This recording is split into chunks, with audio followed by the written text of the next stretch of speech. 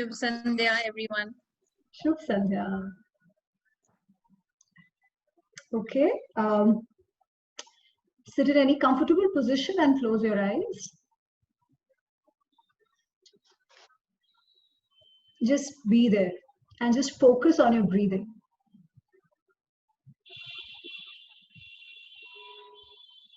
और कुछ भी नहीं करना है. Just observe. Observe how your chest moves when you breathe in. Observe the expanding of your lungs. Observe what happens when you breathe out. Observe the pace of your breathing.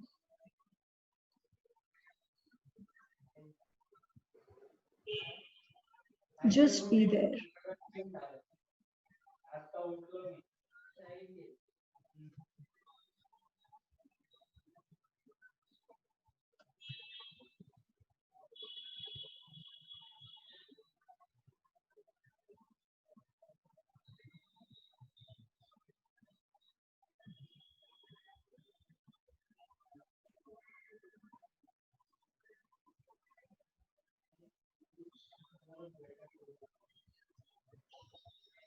We'll chant the Prarthana. Om Sahana Vavatu Sahanau Bhunaktu Saha Viryam Karvavahai Tejasvinavadhitamastu Ma Vidvishavahai. Om Shanti Shanti Shanti.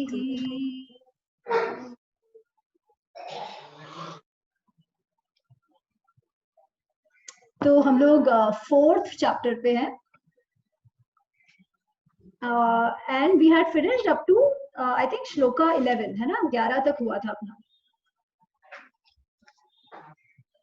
जिसमें we saw कि Arjun was again confuse and Arjun पूछ रहे हैं कि नहीं, Krishna says कि मैंने ये जो तुमको जो मैं अभी बताने वाला हूँ, ये ज्ञान मैंने ऑलरेडी पहले सूर्य को दिया था और सूर्य से मनु को आया था, मनु ने इक्ष्वाकु को दिया था. And Arjun is confuse. Arjun is कि आप किसकी बात कर रहे हो, कि आपने ये दिया था मतलब क्या, आपका तो जन्म अभी का है, सूर्य मनु ये तो बहुत पहले हो चुके, तो हाउ डू आई अंडरस्टैंड कि आपने ये बताया था. एंड देन कृष्णा सेज कि भाई तुम्हारा जन्म भी बहुत बार हुआ है, मेरा जन्म भी बहुत बार हुआ है, I remember everything, you don't. And then he goes to that shloka, he says that shloka जो यदा यदा ही धर्मस्य, वो वाला भी, कि जब जब दुनिया, जब जब धरती पर धर्म की ग्लानि होती है, जब जब अधर्म बढ़ता है, तब धर्म की स्थापना के लिए, साधुओं के परित्राण के लिए, अच्छे लोगों को बचाने के लिए, धर्म की स्थापना के लिए मैं बार बार जन्म लेता हूँ.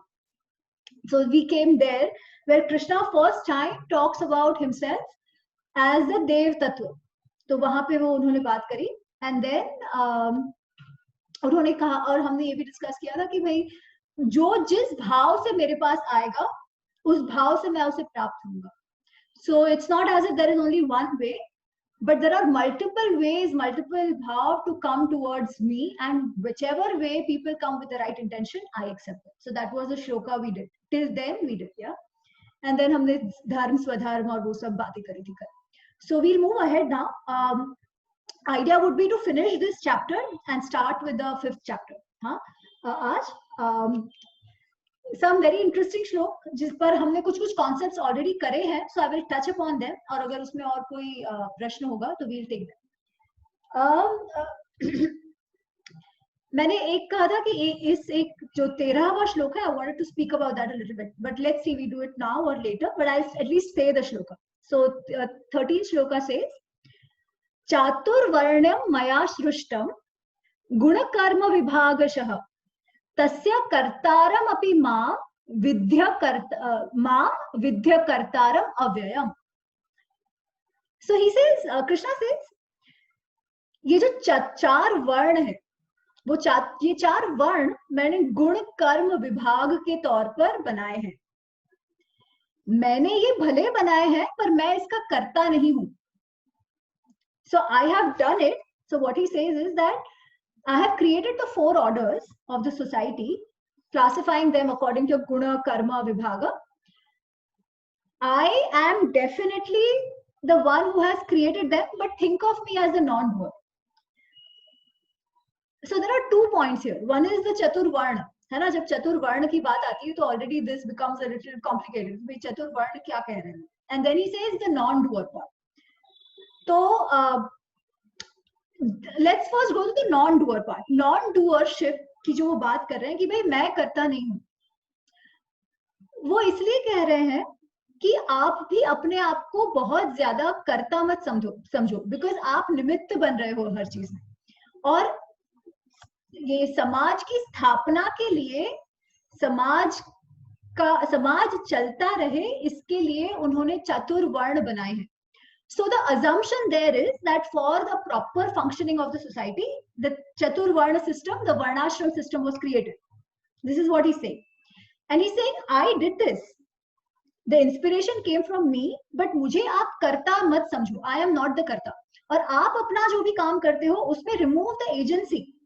Because as हमने पहले भी देखा था, है ना, कर्मण्येव अधिकारस्ते, हम करते भले ही हैं, कर्ता भी, the action is happening through us, that cannot be denied, but the inspiration is coming from somewhere else, उसका result is dependent on somewhere else. So Krishna's point is आपके इसमें से भी take out the agency. तो पहला तो ये ही says, अब तक हमने देखा कि आप कर्म फल की चिंता मत करो, because that is not in your hands. You keep doing, don't worry about the eventual outcome. Have a target, go towards it, but then whatever comes, be ready to accept it. It is the same thought process where he's saying कि मैंने किया, वो भी आप मत समझो. And I think going forward we'll understand that in a little more detail. Now coming to the other part of it, the chaturvarna, कि वो ऐसे क्यों कह रहे हैं कि मैंने चतुर्वर्ण की स्थापना की पर मैं डूअर नहीं. द पॉइंट इज कि समाज को ढंग से चलते रहने के लिए मैंने चतुर्वर्ण की स्थापना की. अच्छा, अब हम जब ये चतुर्वर्ण की बात करते हैं या समझते हैं तो हम ये कास्ट सिस्टम में आ जाते हैं. And the question is always कि अरे कृष्ण, तो क्या कृष्ण मानते हैं कि लोगों के बीच ये भेदभाव है? क्या कृष्ण ये कह रहे हैं कि जो कास्ट जाति व्यवस्था है वो सही है? ये प्रश्न हमेशा उठते हैं. तो इस बारे में मुझे थोड़ी सी टिप्पणी करनी है बेसिकली कि उनका क्या अर्थ था. एक तो यह है कि what was the concept and then how it got implemented in practice and then how it got corrupted. तो वो बहुत अलग अलग चीजें हैं जो हमें समझना होगा. ठीक है, तो गुण कर्म मतलब क्या? हमने देखा था कि प्रकृति जो है, सो वी हैव पुरुष, वी हैव प्रकृति, और जो प्रकृति है उसके गुण है. व्हाट आर द गुण? वी सॉ सत्व, तमस, रजस. Okay, so now we have sattva, tamas, rajas, and they are all in a spectrum. This we had seen last time कि कोई भी ऐसा नहीं है जिसमें सिर्फ सत्व है, कोई भी ऐसा नहीं है जिसमें सिर्फ तमस है. Everything is in a sattva. Now when we talk about chaturvarna, तो वर्ण का अर्थ is color or any category that you would see. ठीक है, जैसे वर्णमाला. What is वर्णमाला? Everybody knows what is वर्णमाला? Alphabets, basically. Alphabets. क ख ग घ जो है, that is also वर्णमाला. Everything is distinct to the other, इसलिए वो वर्णमाला.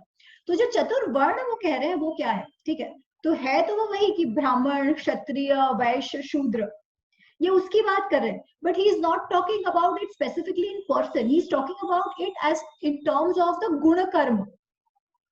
इसका अर्थ क्या कि अभी जो ब्राह्मण है, ठीक है, 3 प्रकृति है, 3 गुण है, सत्व, रजस, तमस. सो ब्राह्मणत्व is the one where there is dominance of sattva followed by rajas followed by tamas. क्षत्रियत्व जो है, क्षत्रिय तत्व, उसका अर्थ है dominance of rajas followed by sattva followed by tamas. Vaishya is dominance again of rajas followed by tamas followed by sattva. Shudratva is dominance of tamas followed by rajas followed by tamas. ये spectrum की वो बात कर रहे हैं. It is not 100% sattva anywhere, it is not 100% tamas anywhere, it is just which is the dominance of what. ठीक है, now again to be very very clear, I am explaining a concept. I am not trying to give any opinion of on ये सही है कि गलत है, ठीक है, वो एक बात नहीं है. तो let us not be judgmental while we are understanding this, ठीक है, उसको करंट कॉन्टेक्स्ट में लाकर आप मत देखो. ये सिर्फ कैटेगराइजेशन का अंडरलाइन थीम मैं बता रही हूँ कि किस तरीके से था. अच्छा, अब इसका what was the outcome or what was supposed to be the why was this concept in place, ठीक है. आप कोई भी इसमें देखो, ब्राह्मण जो कहते हैं, जो ब्राह्मण लोग या जो हम कहते हैं कि जो ब्राह्मण तत्व के काम करते हैं, उनका काम था शिक्षक, अध्ययन, पूजा याचना, ये सब उनका काम था, ठीक है. उनको जो लोग ये काम करते थे उनको सोसाइटी में बहुत ऊंचा स्थान मिला. सिर्फ तब मिला ऐसा नहीं है, थ्रू आउट ये आप देखो, जो बड़े बड़े आचार्य हो गए, चाणक्य है, अभी भी अगर हम देखें जो टीचर्स है, एकेडमिया है, उन सबका एक अपना लेवल है which is considered above everybody else. And the reason for that is that these people were supposed to instill values in the society. They were supposed to instill the right kind of framework in the society which would help the thriving of the society. अब ये करने के लिए कोई भी ये नहीं कर सकता. It was expected कि whoever shows these qualities of Brahman Tattva, whoever is an अध्यापक, they will lead by example. और इसीलिए जब उनको privileges मिले हैं इतने कि भाई people have to give them भिक्षा, people have to जो भी है वो कुछ वो कहेंगे, वो मांगेंगे, वो उनको दे देना है, ये सब जो था, उसके साथ साथ there were many other restrictions in place for them in terms of आचार, in terms of behavior. जो do's and don'ts जो होता था कि ये खा सकते हो, ये नहीं खा सकते, ये कर सकते हो, ये नहीं कर सकते, वो लोग कोई भी बिजनेस वेंचर में नहीं काम कर सकते थे, ठीक है. वो लोग पढ़ाई के इससे, so generating funds was not supposed to be their task. Living in luxury was actually not allowed to them. Why? Because the understanding was कि ये गुण वाले, जो सत्व गुण वाले हैं लोग, प्रोमिनेंस वाले, उनकी इंद्रियां कंप्लीटली उनके कंट्रोल में है. Extreme form of self control was expected out of them. And because it was understood generally कि इनका इतना लेवल ऑफ सेल्फ कंट्रोल है, इसीलिए सोसाइटी उनको ऊंचा रखती थी, ठीक है. वो लोग कहीं के राजा बन जाए, ये सब नहीं होता था. वो लोग गुरु होते थे who would lead.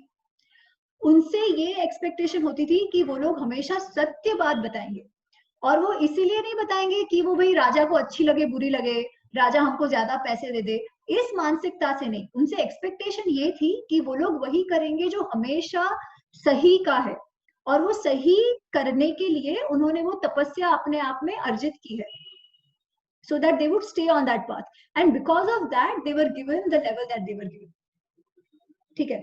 So this is how it came into play, where whoever showed these qualities and did this kind of tapasya got that level.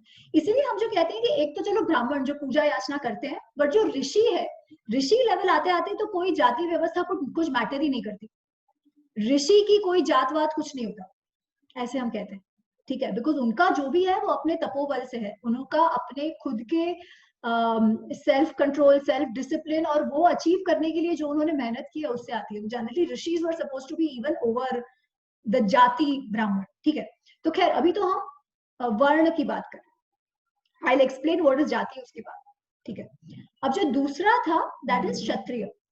क्षत्रिय ऐसे रजस इज डोमिनेंट. अब कोई भी व्यवस्था को चलाने के लिए you always need one body, one person if you may. तब उस जमाने में राजा होते थे, अभी we need a government जो इंश्योर करे कि पूरा जो सोशल सिस्टम है वो सही से चले, कि किसी के साथ अन्याय ना हो, जिसको जरूरत हो उसके, जिसकी जो जरूरतें हो वो पूरी हो, एक सिस्टम से सोसाइटी चले. बिकॉज अगर वो सिस्टम नहीं रहेगा तो obviously the society is going to break down, and the breaking down of society does not really help anybody survive and thrive. अब ये करने के लिए what do you need? ये करने के लिए you need somebody, एक तो ये who is always ready to get up and put in physical work, who is courageous to take the right stand, who is courageous to fight when it needs to be, right? His role is protecting the society. जैसे हम आज की army देखें, government देख लें, हम police देख लें, तो अगर पुलिस ऐसा है कि अरे मुझे तो किसी से कोई चीज से फर्क नहीं पड़ता, मुझे तो कोई कितना कह दे मुझे तो गुस्सा भी नहीं आता, मैं तो अहिंसा करूंगा हमेशा, अगर ये गुण पुलिस या आर्मी में है तो उस समाज का क्या होगा आप सोच लो. People will come, attack you and go away. And this is actually also what happened, right? जब a lot of states started converting to Buddhism and they took it in the literal sense, अहिंसा जब एकदम literal sense में ले लिया गया, so they were sitting ducks. बाहर से लोग आए, इन्वेडर्स आए, वो खत्म करके चले गए. आज वो बुद्धिस्ट स्टेट्स जो वेस्ट ऑफ इंडिया में होती थी, गांधार और वो साइड, वो सब तो बची ही नहीं. वो साइड जो तक्षशिला और वो सारा था, वो सारा का सारा कन्वर्ट हो गया. क्योंकि आप अगर अपना रोल एज अ पुलिस है ये कि जब आपको गुस्सा आना चाहिए, जब आपको करेज दिखाना चाहिए, वो आप लूज कर दोगे तो फिर यही होगा. हर चीज की अति खराब होती है ना. तो इसलिए you need a certain class, certain type of people who can play that role. Then so also so these people are the ones who have a lot of calm in the sense they have desire to do something, they have courage, they have anger, they are very large hearted. कि भाई क्योंकि राजा या वो लोग जो शासन कर रहे हैं, they should be large hearted. जिसको जो पैसा चाहिए, जो resources चाहिए, they should be able to provide that. दान धर्म करे. तो ये सारी क्वालिटीज क्षत्रिय क्लास के होते थे. Forget the connection with कौन क्षत्रिय या कौन ब्राह्मण. I'm just talking about the concept of क्षत्रिय. ठीक है. Then the third level is Vysya, which we call आज के businessmen. ठीक है. अब सोसाइटी में ठीक है वैल्यू सिस्टम चाहिए, you need right kind of people development जो ब्राह्मण लोग करते थे. You need people, you need system which takes care of you, which protects you, वो क्षत्रिय करते थे. बट उससे पेट तो नहीं भरता ना. उसके लिए आपको उद्योग चाहिए, उसके लिए आपको ट्रेडिंग चाहिए, उसके लिए फार्मिंग होगा तो वो चाहिए. ठीक है.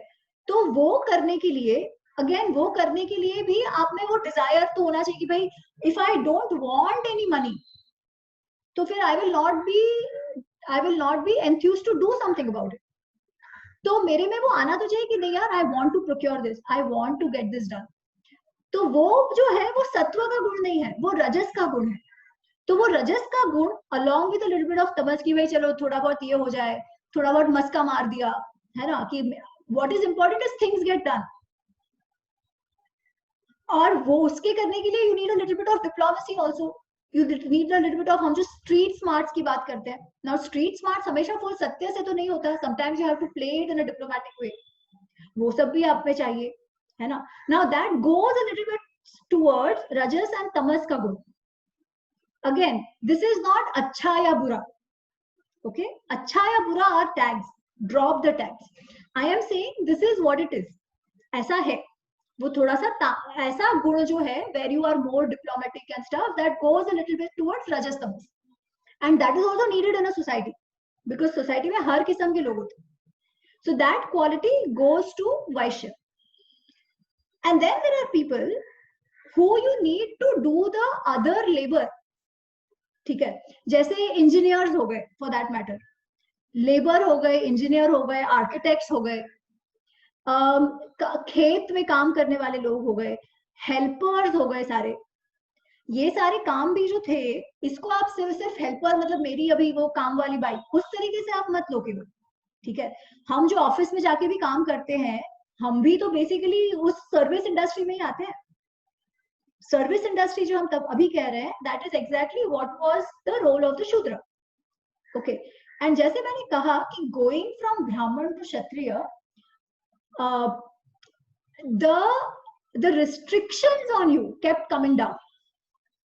ठीक है, जैसे ब्राह्मण क्लास पर सबसे ज्यादा रेस्ट्रिक्शंस थे कि भाई आप दारू नहीं पी सकते, आप फलाना नहीं कर सकते, आप ठिकाना नहीं कर सकते, आपको रोज उठ के संध्या वंदना करनी ही करनी है, आपको इसी तरीके से बिहेव करना है, आपको सत्य ही बोलना है, आपको लग्जरीज नहीं इकट्ठा करनी है. ये सब वो सब गोइंग टुवर्ड्स क्षत्रिय वैश्य शूद्र keeps coming down. So a lot of these things कि भाई ये सारे जो moral restrictions जिसे हम moral कह रहे हैं, rules regulation की ऐसा नहीं वैसा नहीं, that kept coming down. Coming, it was like हाँ चलो आपको जैसा रहना है आप रहो, doesn't matter, because that's your prakriti, you want it, ठीक है। आपको you want to indulge a little bit in your sensual pleasures, you are allowed to, you want to drink, you are allowed to, you want to eat something, you are allowed to, you know, there is a restrictions kept coming down. So the way to understand this is that responsibilities जो associate हुई थी एक वर्ण व्यवस्था में, they were directly proportional also to the self control and the self discipline you are supposed to show, ठीक है। तो एक साइड पे जब हम ये कहते हैं कि जो अरे ब्राह्मण लोग थे उनको ये सारे प्रिविलेजेस थे, सो द ब्राह्मण लोग के privileges came with a price that had to be paid in terms of the self discipline and self control, whereas going later on when you're more in the service industry, it's more physical labor and stuff, you are allowed a lot more freedom in terms of behavior, in terms of indulgence, ठीक है। this is conceptual. Now where does the problem come? The problem comes when it is assumed that आप जन्म से ही, अगर आप एक family में जन्मे हो तो आप में ये गुण 100% है, ठीक है, और आप उसमें जन्म ले लिया आपने, इसलिए आपको वहां से मोबिलिटी कोई नहीं है कि भाई मैं वैश्य हूं, मैं बिजनेसमैन हूं, इसलिए इट इज अज्यूम्ड कि मेरे में इसी प्रकार के गुण होने चाहिए और मैं इसी काम में अच्छी होनी चाहिए।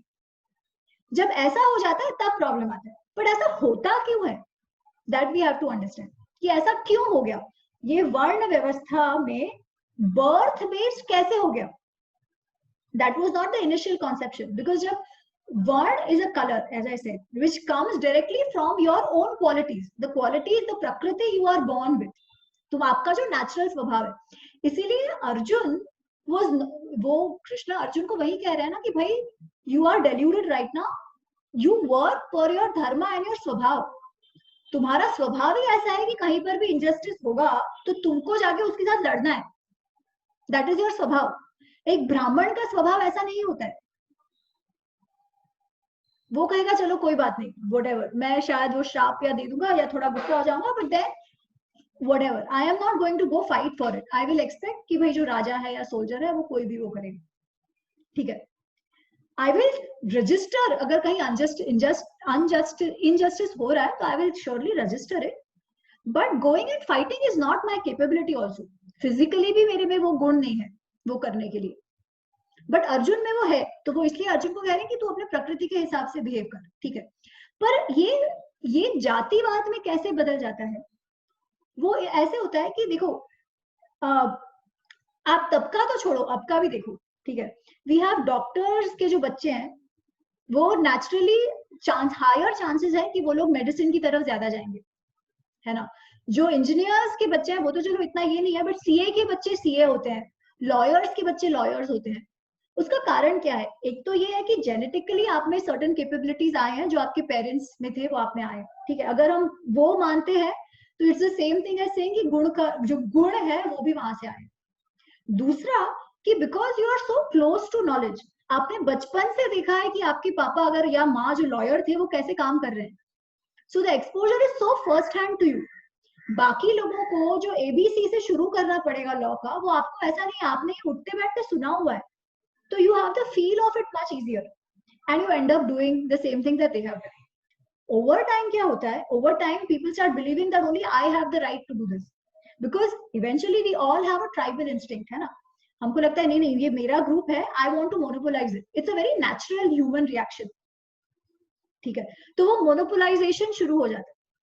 अच्छा, अब मोनोपोलाइजेशन का डाउनसाइड ये है कि सोशल मोबिलिटी में प्रॉब्लम आता है, कई लोगों के साथ इसमें डेफिनेटली इशू होता है, बट उसका एडवांटेज ये है कि more and more specialization keeps happening. अगर कोई अच्छा आर्किटेक्ट या अच्छा कलाकार है, आर्टिस्ट है, तो because of what comes from the family and given that it is also natural, then artist becomes even more, he becomes a better artist. कोई बिजनेसमैन है तो typically his son might even do a better job than him. It is not a guarantee, but ऐसा कई बार होता रहता है, ठीक है। तो इस तरीके से वो एक्सपर्टीज भी बढ़ती जाती है, मोनोपोली भी बढ़ती जाती है। तो इस तरीके से जो वर्ण है वो जाति व्यवस्था में सॉर्ट ऑफ कन्वर्ट हो जाती है, ठीक है। अच्छा, अब वहां पर के इशू कहाँ आता है? Even this is not really a problem. The issue happens when the question of dignity comes in, and where one class starts thinking that what the other one is doing is not dignifiable enough, या just because वो काम कर रहे हैं इसलिए उसको dignity से रहने की इजाजत नहीं है. That is where the problem comes in. ठीक है कि भाई अरे वो जो अनटचेबिलिटी और वो सब आ गया, but that's a different thing altogether. The Dalit, आपको दलित वर्ड शास्त्रों में कहीं नहीं मिलता. ठीक है, तो वो तो एक और भी बड़ा डिस्कशन हो जाएगा, so I am not going there, but just want to explain the concept of the four word. ठीक है, अच्छा, अब जब जाति की बात आई, शिल्पा जस्ट 2 मिनट्स है, आई जस्ट फिनिश ये. जब जाति की बात आती है तब हमको अभी ऐसे लग रहा है कि सिर्फ 4 जातियां थी, which is not true at all, because पहले तो चलो ये 4 उन्होंने कह दिया कि लोग ऐसे ऐसे ऐसे हुए, बट आर वी श्योर कि लोगों के बीच मिंगलिंग नहीं होता था? Which is not true. And I give you examples. ठीक है, एग्जांपल जो शायद आज तक हमने बहुत गलत समझा है. कर्ण को सूत पुत्र कहते हैं. Okay, you know what is a Suta caste? There are 36 mixed castes that we find in the Shastras. I mean, it's a permutation combination of 4 into mixing of them. उसके कारण ही आता है. तो उसमें सूत किसे बोलते हैं? Anybody knows? Anybody wants to take a guess? सूत क्या है? सूत इट्स बेसिकली धागा, और जो धागा काटने वाले होते हैं उसका बेटा है. That was interesting, but नहीं. So Suta are I think Brahman father. No, sorry. Chariots, right? They're chariots, right? They are chariots, yes. But the mixing, so they are chariots, that's right. I mean, charioting is one of the things they do. Okay? So it is like a Kshatriya, a Brahman father and a Kshatriya mother. A Kshatriya woman and a Brahman father, when उनका जब union होता है और जो बच्चा होता है, that is a Suta. That class or that जाति is called सूत. ठीक है, तो फिर वो जब सूत के बच्चे होते हैं, then वो पूरी community create हो जाती है.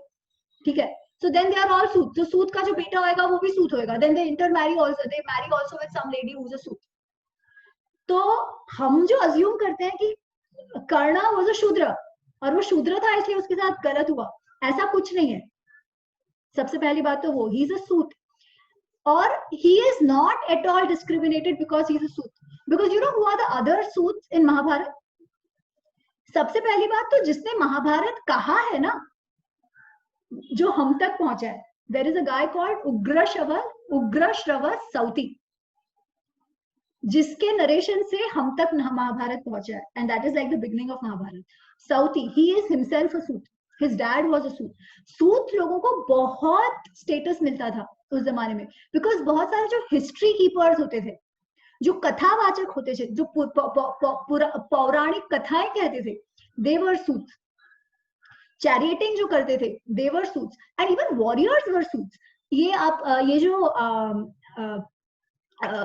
अभिमन्यु की मम्मी जो है वो Uttara.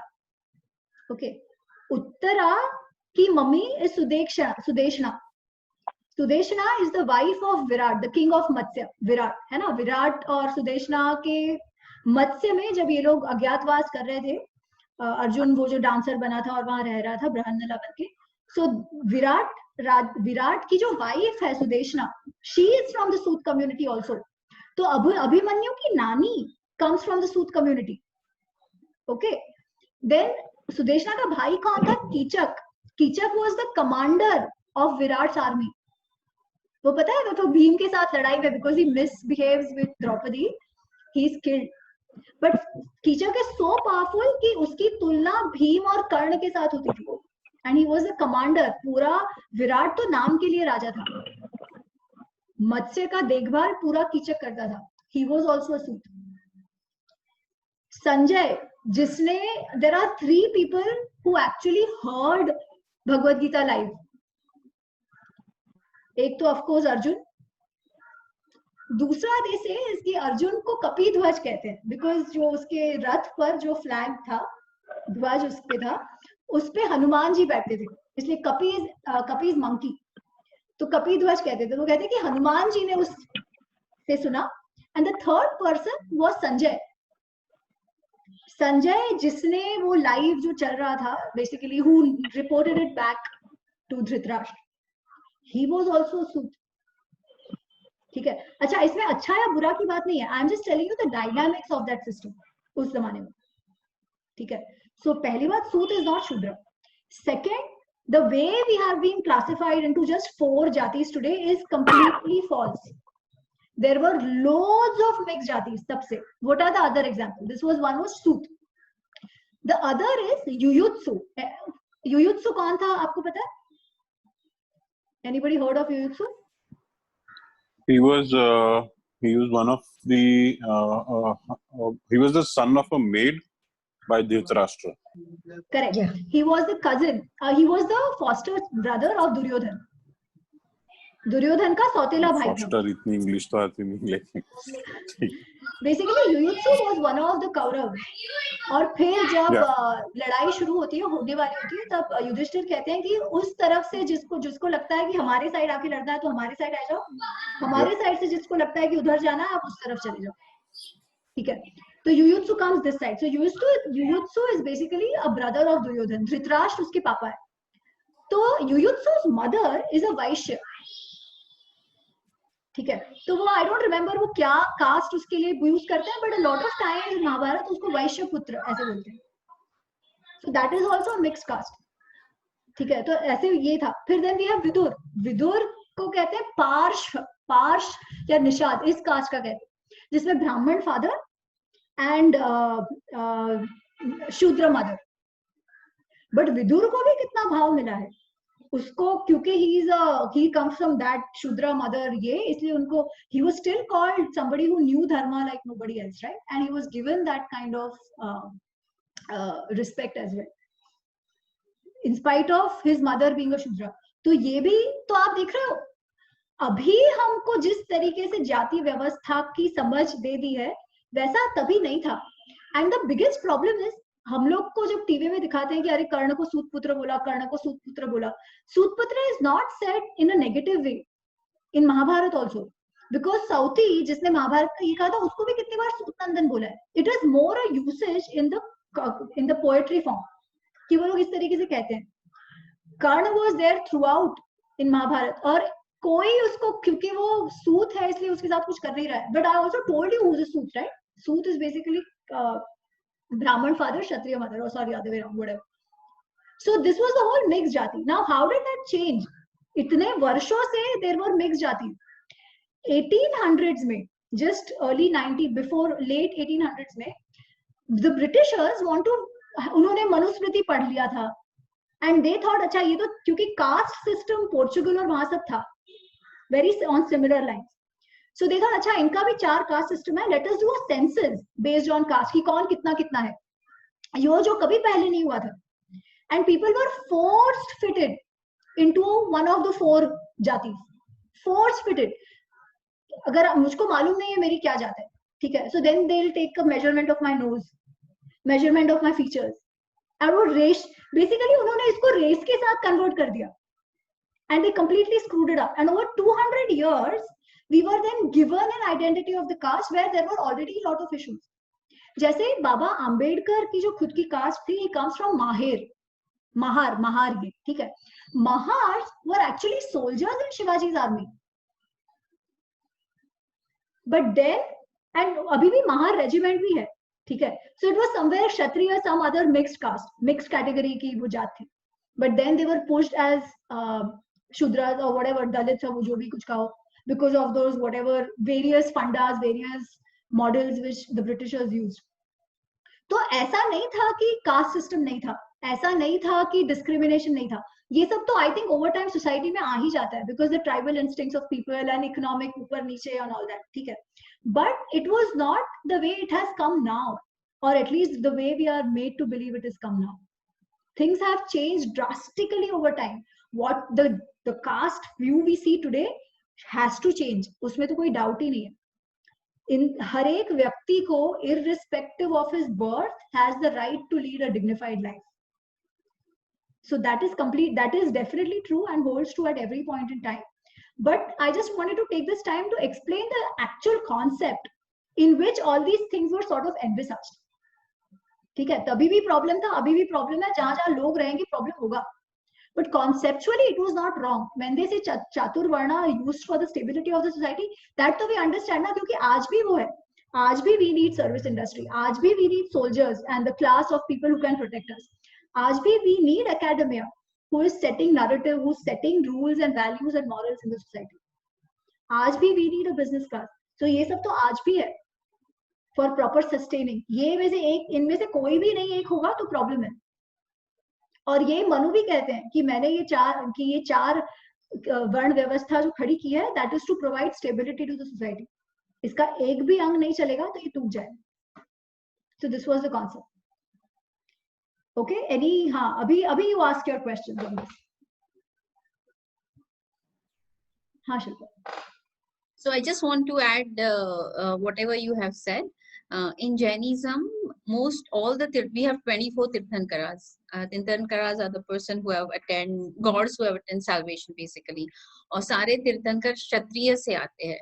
So it's whatever you are saying, it matches the storyline. कि क्षत्रिय से होके आप Brahmin and Rishi stage में जाके you finally attain. Absolutely. Vishwamitra was a Kshatriya. Buddha was a Kshatriya.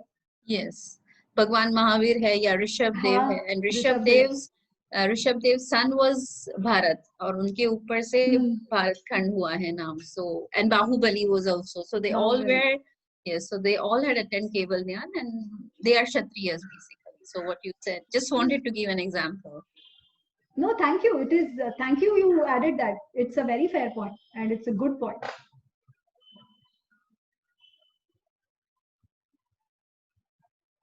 Another example.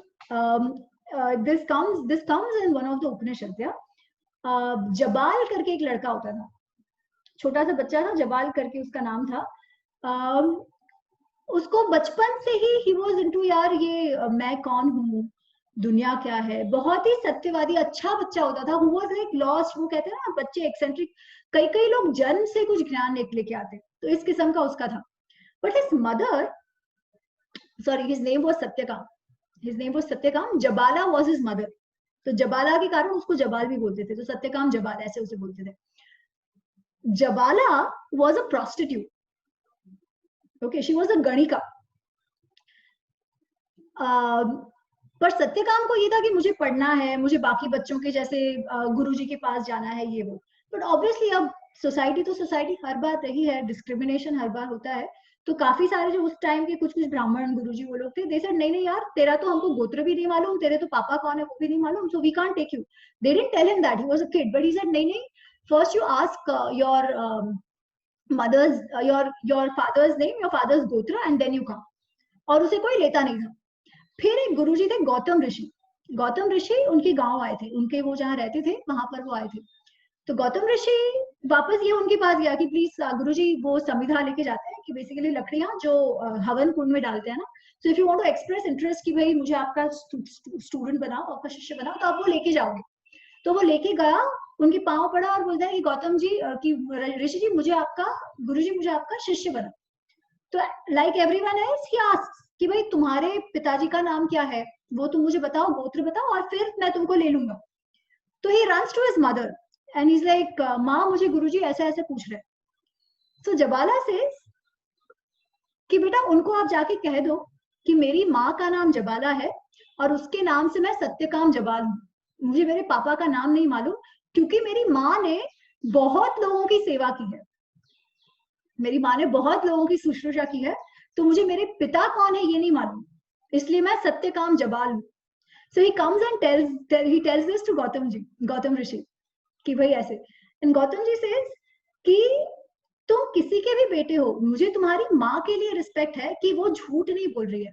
इतना जो सत्य बोल सकता है इस सिचुएशन में, वो तो कोई ब्राह्मण से कम हो ही नहीं सकता. तो तुमको मैं मेरा शिष्य बनाऊंगा. And that is what Satyakam Jabal then becomes a great rishi. So this also comes from here. फिर प्रवीण जी says Bhishma stepmother. She was तो कौन थी भीष्मा stepmother? Anybody? ये तो पता होना चाहिए कौन था भीष्मा stepmother. Satyavati. अरे वो Satyavati. Yes. Who was Satyavati? These people's the one who Maharaj called Shantanu Vedvyas sitting to one. to get Amba, Ambika, Malika to give them the, I mean Amba और Ambika को pregnant करने के लिए to give the. But who was she? Where उसकी family क्या थी? She was. I think pottery. I think. She was a I think fisherwoman. it was Fisher, yeah. fisherwoman. Okay, yeah. She was a fisherwoman. Nishad थे उसके, निषाद राज मत्स्य इसकी वो बेटी थी. Of course, in Mahabharata, they've gone to explain somehow कि her origin is not known and she's the adopted daughter or whatever. But in reality, she was brought up in a fisherman's family and she was a fisherwoman herself. ठीक है? And nowhere in Mahabharata, once she becomes the queen, कोई जाके बोलता है कि अरे ये तो ऐसे था या उसके बच्चे को ऐसे हुआ. सत्यवती के कारण frankly पूरा महाभारत हुआ. आप सोचो, नहीं तो भीष्म की शादी हो गई होती, उनके बच्चे हो गए होते, ऐसा कोई लोचा ही नहीं होता. But it wasn't a problem, right? It wasn't a problem. Or because ये mixed जातियां होना was very normal. कुछ there is a concept of pratilom and anulom. So there are like certain combinations you are allowed, certain combinations of marriages are not allowed. I don't know the exact case. There must be some around it, some logic or no logic, I don't know. But mixed jatis was there, and in fact जब मैं जो ये बात कर रही हूँ कि जब Britishers ने census किया तब तो कितने तो hundreds of इसमें थी जातियां. और आप उसमें भी देखो, सिर्फ ऐसा नहीं है कि cast identity strong only in से ब्राह्मण्स और cast identity strong only in Kshatriyas, ऐसा नहीं है. पूरा जो यूपी बिहार का जो पूरा फंडा है, Yadav cast identity so strong. ना वो लोग क्षत्रिय थे, एक्चुअली वो लोग क्षत्रिय थे, that's true, but for a long time Yadavs also come in the Vaishya cattle rearing and stuff. अब साउथ में जाओ तो Gond identity is very strong also, right? So हर एक, because it's a community thing. It is not so much about strata or anything. It's a community thing. अरे ये मेरे लोग हैं, हमारे में तो ऐसे होता है, हमारे में तो वैसे होता है, और ये हर एक में है. तो आप देखो कितने सारे जो आज के दिन भी जो कास्ट इश्यूज होते हैं वो जरूरी नहीं है कि अपर कास्ट और लोअर कास्ट या ब्राह्मण और औरों में होते हैं, ऐसा नहीं है. सबसे ज्यादा अगर दलितों का किसी के साथ इशू होता है तो कई बार वो ओबीसी कास्ट, जो आज की कैटेगरी में हम जो ओबीसी कहते हैं, उनसे होता है. ये लड़ाइयां होती रहती हैं. Again, I don't want to go into that discussion at all right now, because as I said, the basic premise is everybody has to live their lives with dignity irrespective of how they are born. That doesn't go. So if there are issues now, we should definitely work towards solving it. But it is not something which how it was conceptualized. Okay, and that is why Krishna is saying कि अच्छा, ये basically depending on your pravruti or prakriti, there was a certain job assigned. Because you could do it well. अगर मेरे में naturally research का capability है, I will end up doing a good job as a scientist or as a good job as an FBI agent if I have that in me. If I naturally have a sense of money, I will become a better businessman or a startup person, right? This is simply what the Gunadharma Vibhag means. That तुम्हारे गुण के हिसाब से तुम्हारा profession choose करो. Okay, I think 40 minutes, I took a long time in this, but I hope it is clear to everybody कि concept क्या था. Okay, cool. So then we move on. I'll take shlokas 18, 19, 20 and 21 together. ठीक है, because उसका concept एक ही है. तो Krishna left it at that, है ना? He said कि भाई ये सब मैंने किया है पर मैं doer नहीं हूँ. That's his point. कि ये सब इसलिए हुआ क्योंकि ये होना चाहिए था. एजेंसीशिप इसमें नहीं है. The karta feeling shouldn't be there और it's not there for me. And he is like, अगर आप में भी वो कर्ता फीलिंग ना हो तो it will be much better. What it means, I will read the 4 shlokas and then we discuss. या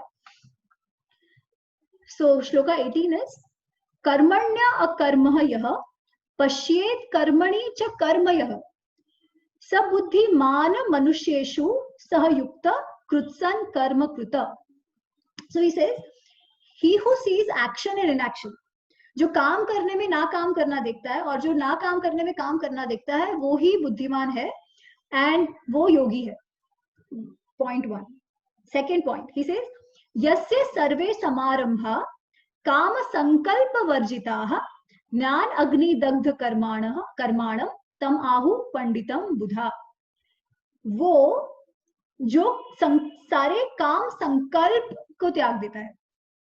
काम संकल्प मतलब again it goes back to the karma phal itself कि भाई you know kama sankalpa is actually I doing this, it's more related to agency, the doership of it कि I resolve to do this, my resolve, my resolution. So he's like पहला कि जो जिसको clarity काम करना नहीं करना, one of these काम करने में ना करना और ना करने में करना. One second he says doership जिसमें नहीं है, the resolve कि भाई मैं वो नहीं है, he is doing things because they should be done. Third he says त्यक्त्वा कर्म फलासंग नित्य तृप्तो निराश्रय कर्मण्यभि प्रवृत्तोपि नैव किंचित करोति सः. First and this one are related. He says having given up the desire for karma phal, one who works without any desire for karma phal, he is very happy and he does nothing. First he says जो ना करने में काम देखता और नहीं करने में नहीं देखता. Then he says जो कर्म फल जिसने त्याग दिया है वो एक्चुअली कुछ काम करता ही नहीं and he is very happy. वो काम तो करता है but the feeling is कि वो कोई काम नहीं करता and he is very happy. That's the third one. Then he says निराशीर्य चित्तात्मा त्यक्त सर्व परिग्रह शारीरम केवलम कर्म कुर्वन् नाप्नोति किल्बिषम्. Without too much rag or dvesh, without trying to accumulate stuff, वो केवल शरीर से काम करता है बिकॉज शरीर का गुण है काम करना. वो उसे कोई सिन नहीं लगता. बेसिकली जो करने के लिए करता है ये समझकर कि मैं तो एक साधन हूं, मेरे द्वारा काम हो रहा है, वो इस तरीके से काम करता है, उसे कोई पाप नहीं लगता. And then the last one is यदृश्य लाभ संतुष्टो द्वंद्वातीतो विमत्सरः समः सिद्धौ च कृत्वा अपि न निबध्यते. और वो who accepts whatever comes to him, having done whatever he does without any conflict. Dvandva is conflict, without any sukh dukh whatever, without any jealousy. अच्छा बुरा ये सबको एक देख के जो काम करता है वो काम कर भी उसे कोई काम लगता नहीं. ठीक है. So these 5 points. Now what does it mean? अभी तक हमने देखा कर्म फल त्यागना, आई थिंक वो तो हम सबको समझ आ गया. सेंस कंट्रोल ये सब हमको समझ आ गया. Through these 5 shlokas, Krishna is actually repeating the same thing, but what he's saying is very interesting. He's saying काम आप इस एटीट्यूड से करो जो एकदम सहज हो. Do that which is coming perfectly naturally to you. हम जब श्वास लेते हैं, ठीक है, so do I say, oh, I am going to breathe? The breathing is happening because breathing needs to happen for me to survive. ठीक है. जब एक माँ एक बच्चे को जन्म देती है तब she is not thinking कि अरे मैं मेरे बच्चे के लिए ये करूं, मैं वैसे वैसे करूं.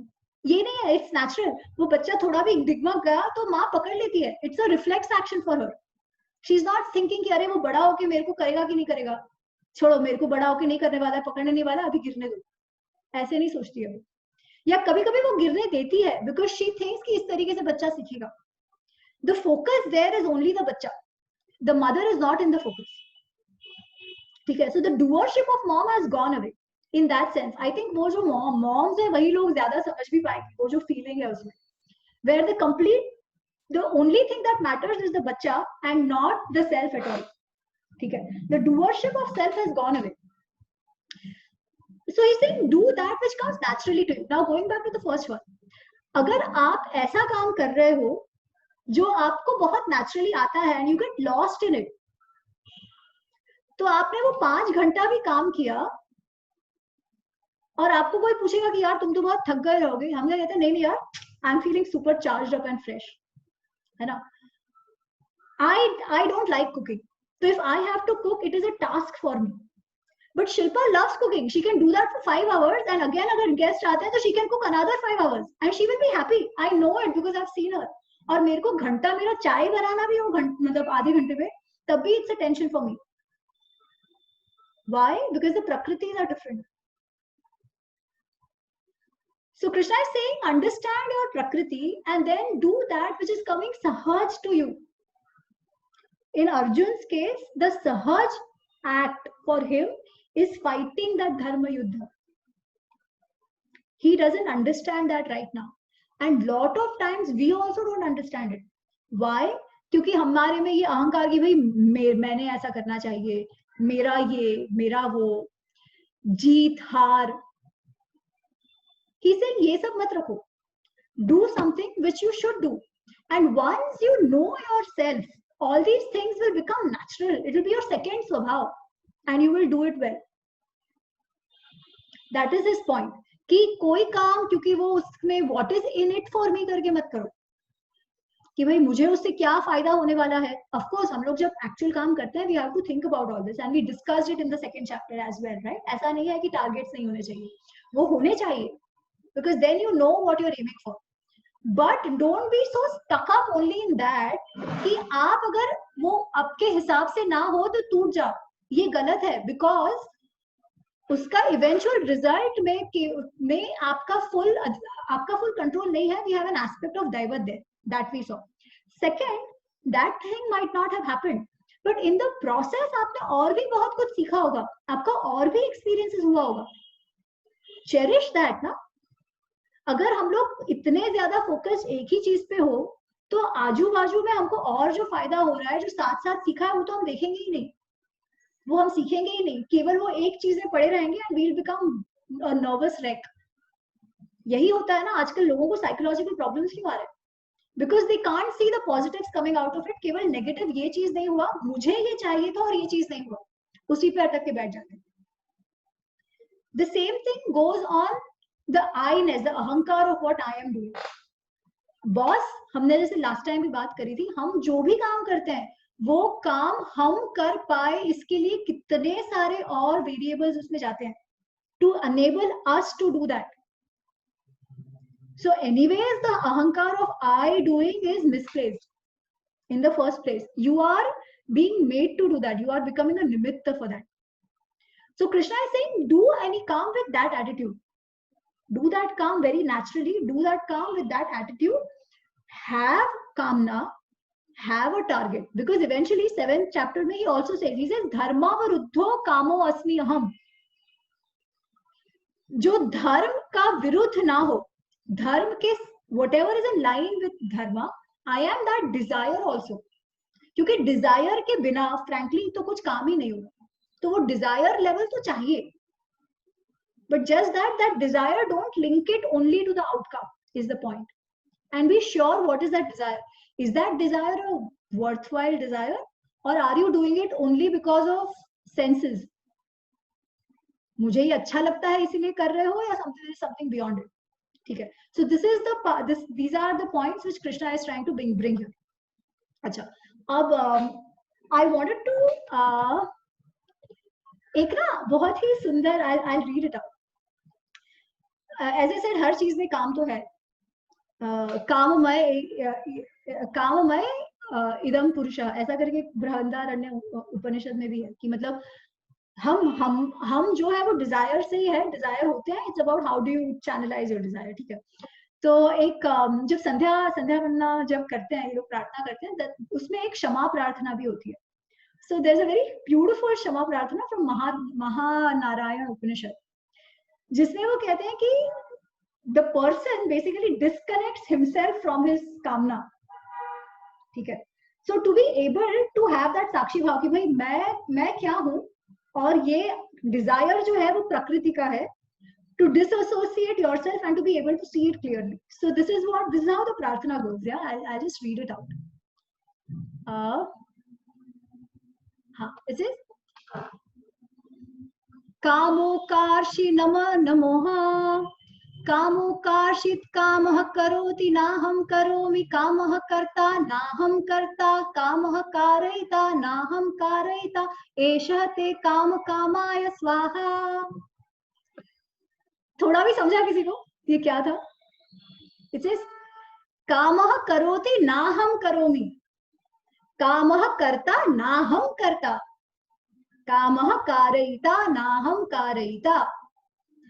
ये जो हो रहा है सारा काम, जो हुआ, that is not me, that is the desire that is making it me do it. Okay, ये जो कर रहा है वो भी मैं नहीं हूं, it is the desire which is doing it.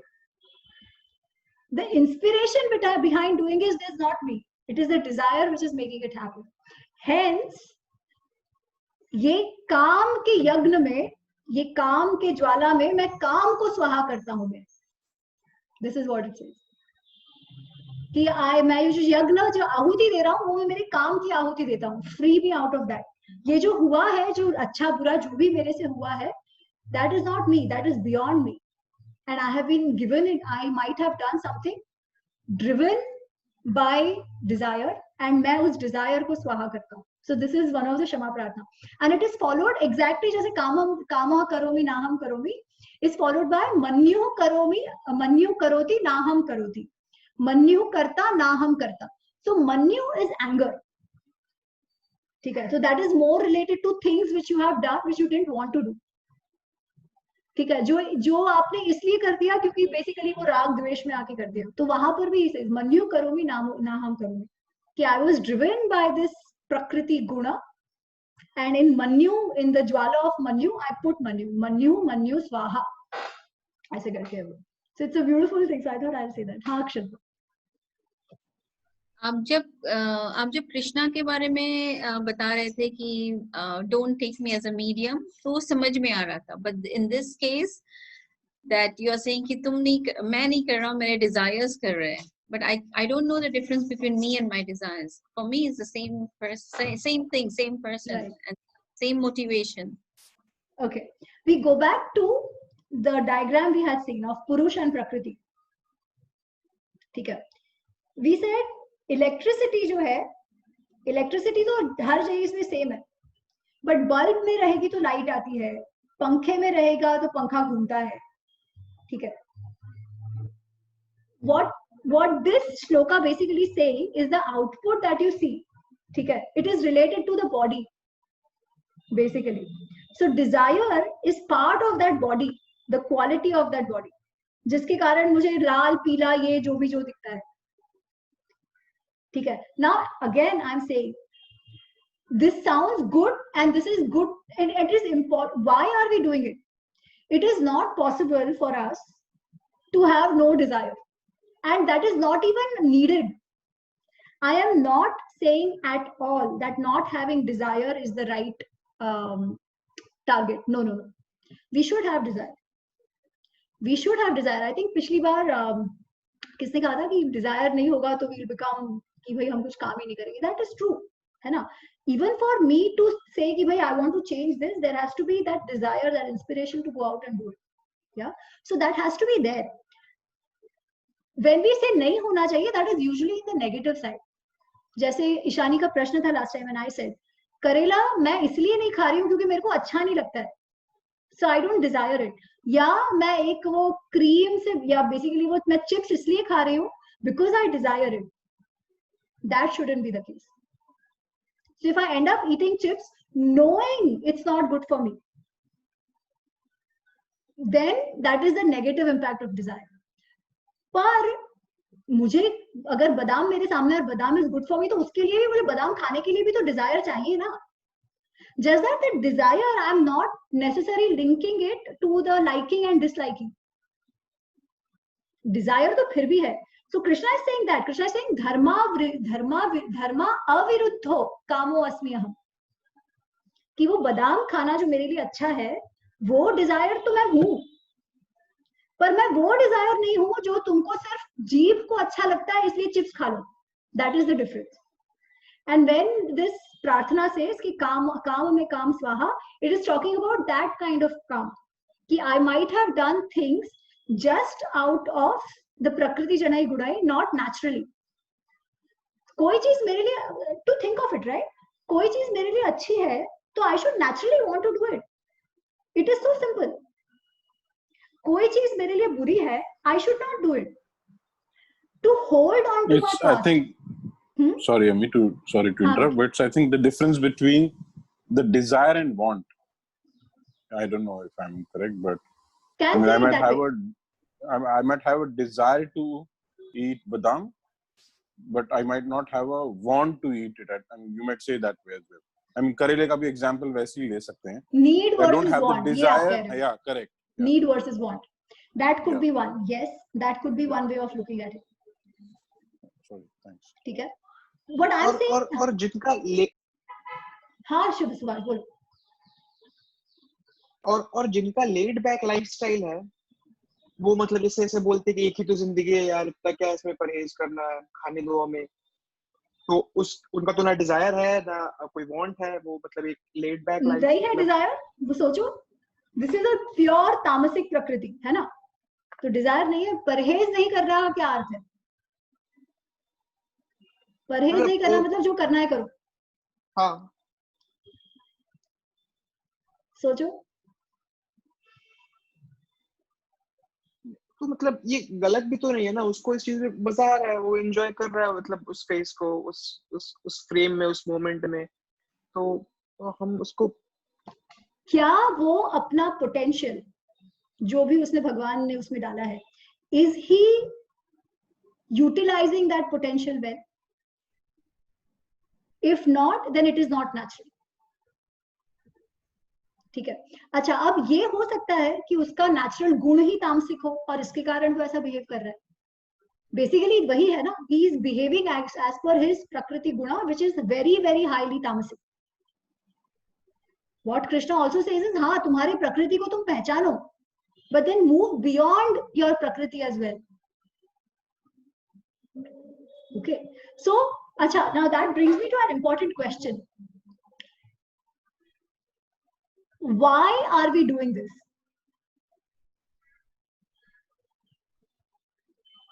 Why are we studying or understanding Gita? क्या क्यों कर रहे हैं हम ये? ताकि हमको जिंदगी के सही में मायने समझे, like what is the purpose and what is the right path towards the betterment of our soul, because we know conceptually कि this is you have to always, like Jainism में बोलते हैं, you have to always work towards improving the inner self. But how do I do that, staying within so much of chaos and noise around me? So that's why understanding Gita channelizes my energies and thoughts towards the right thing. And also going back to the same question which Subhash is asking as well.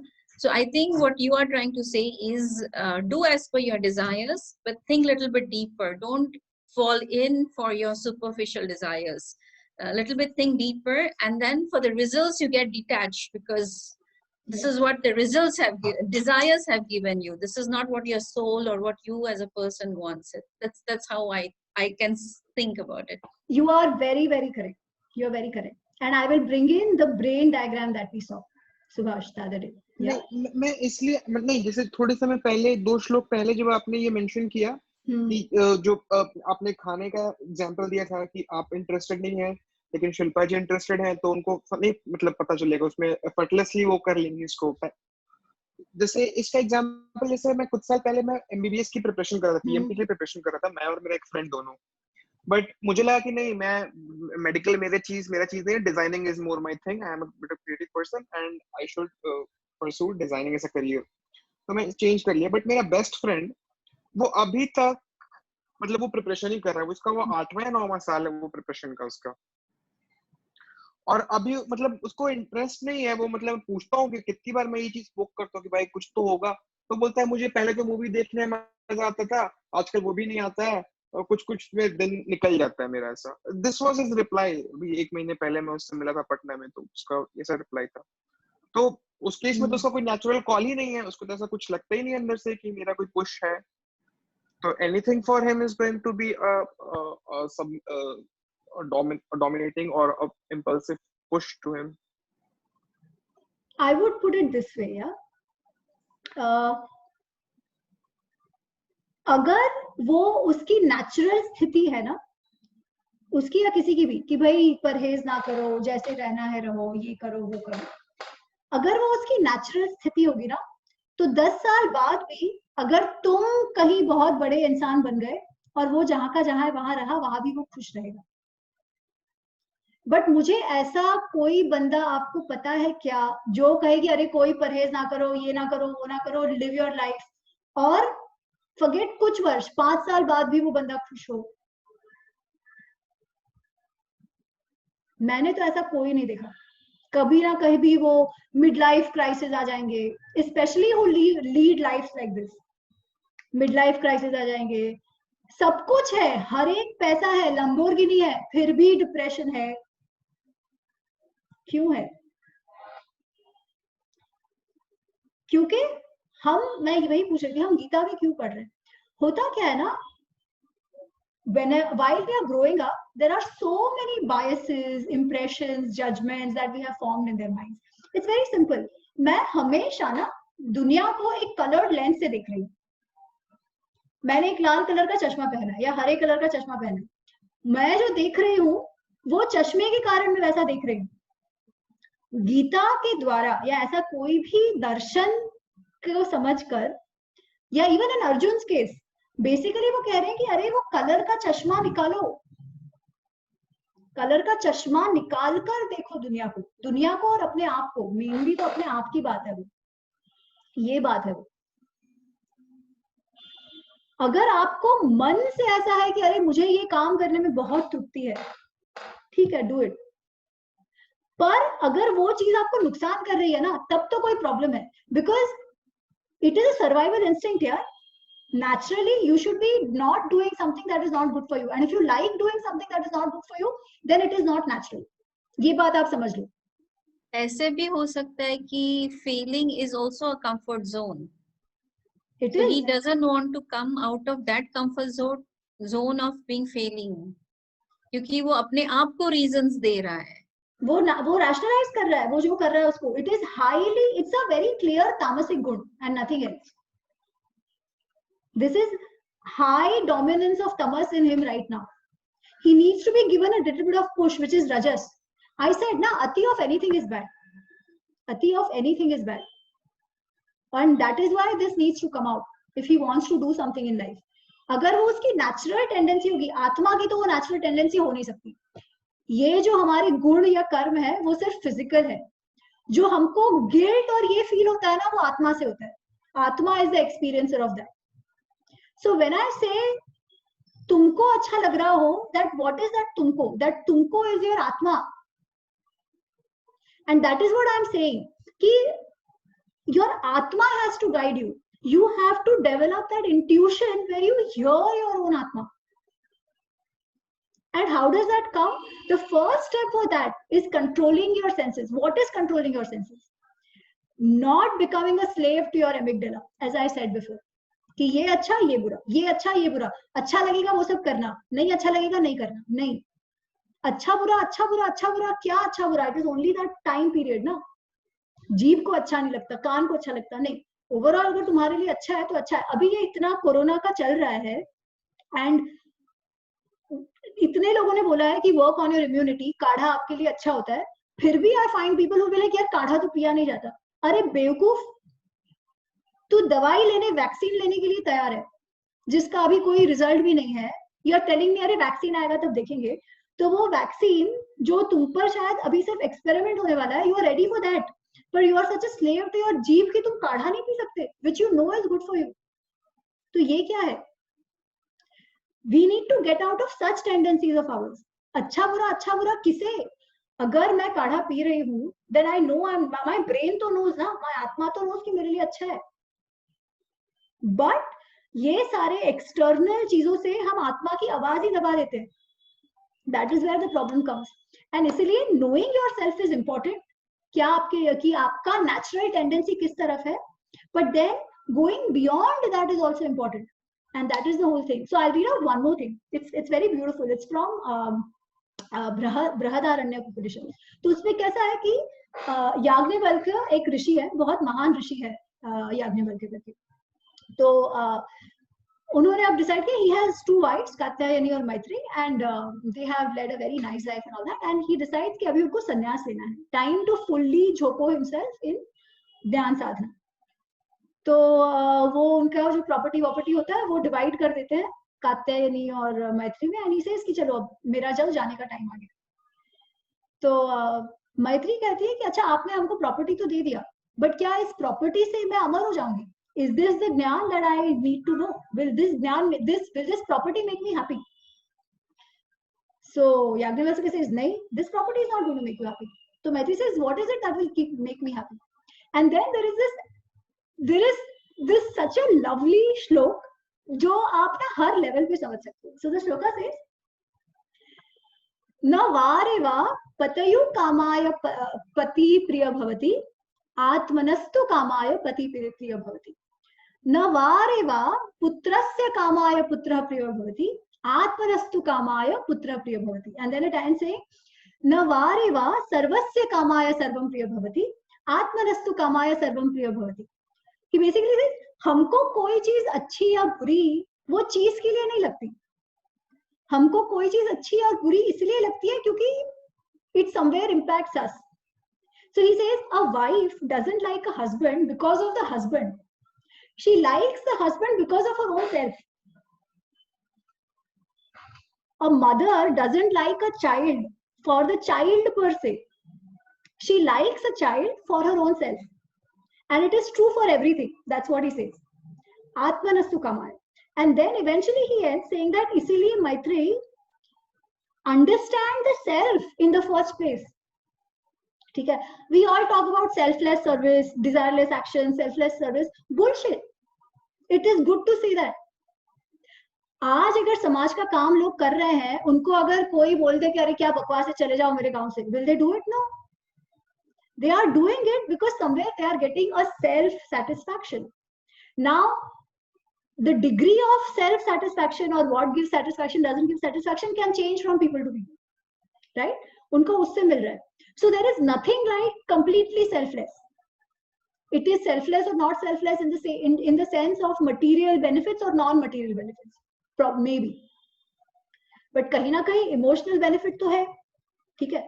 So not to say this is all bakwas, yeah, but the fact is we do everything because it somewhere makes us feel good.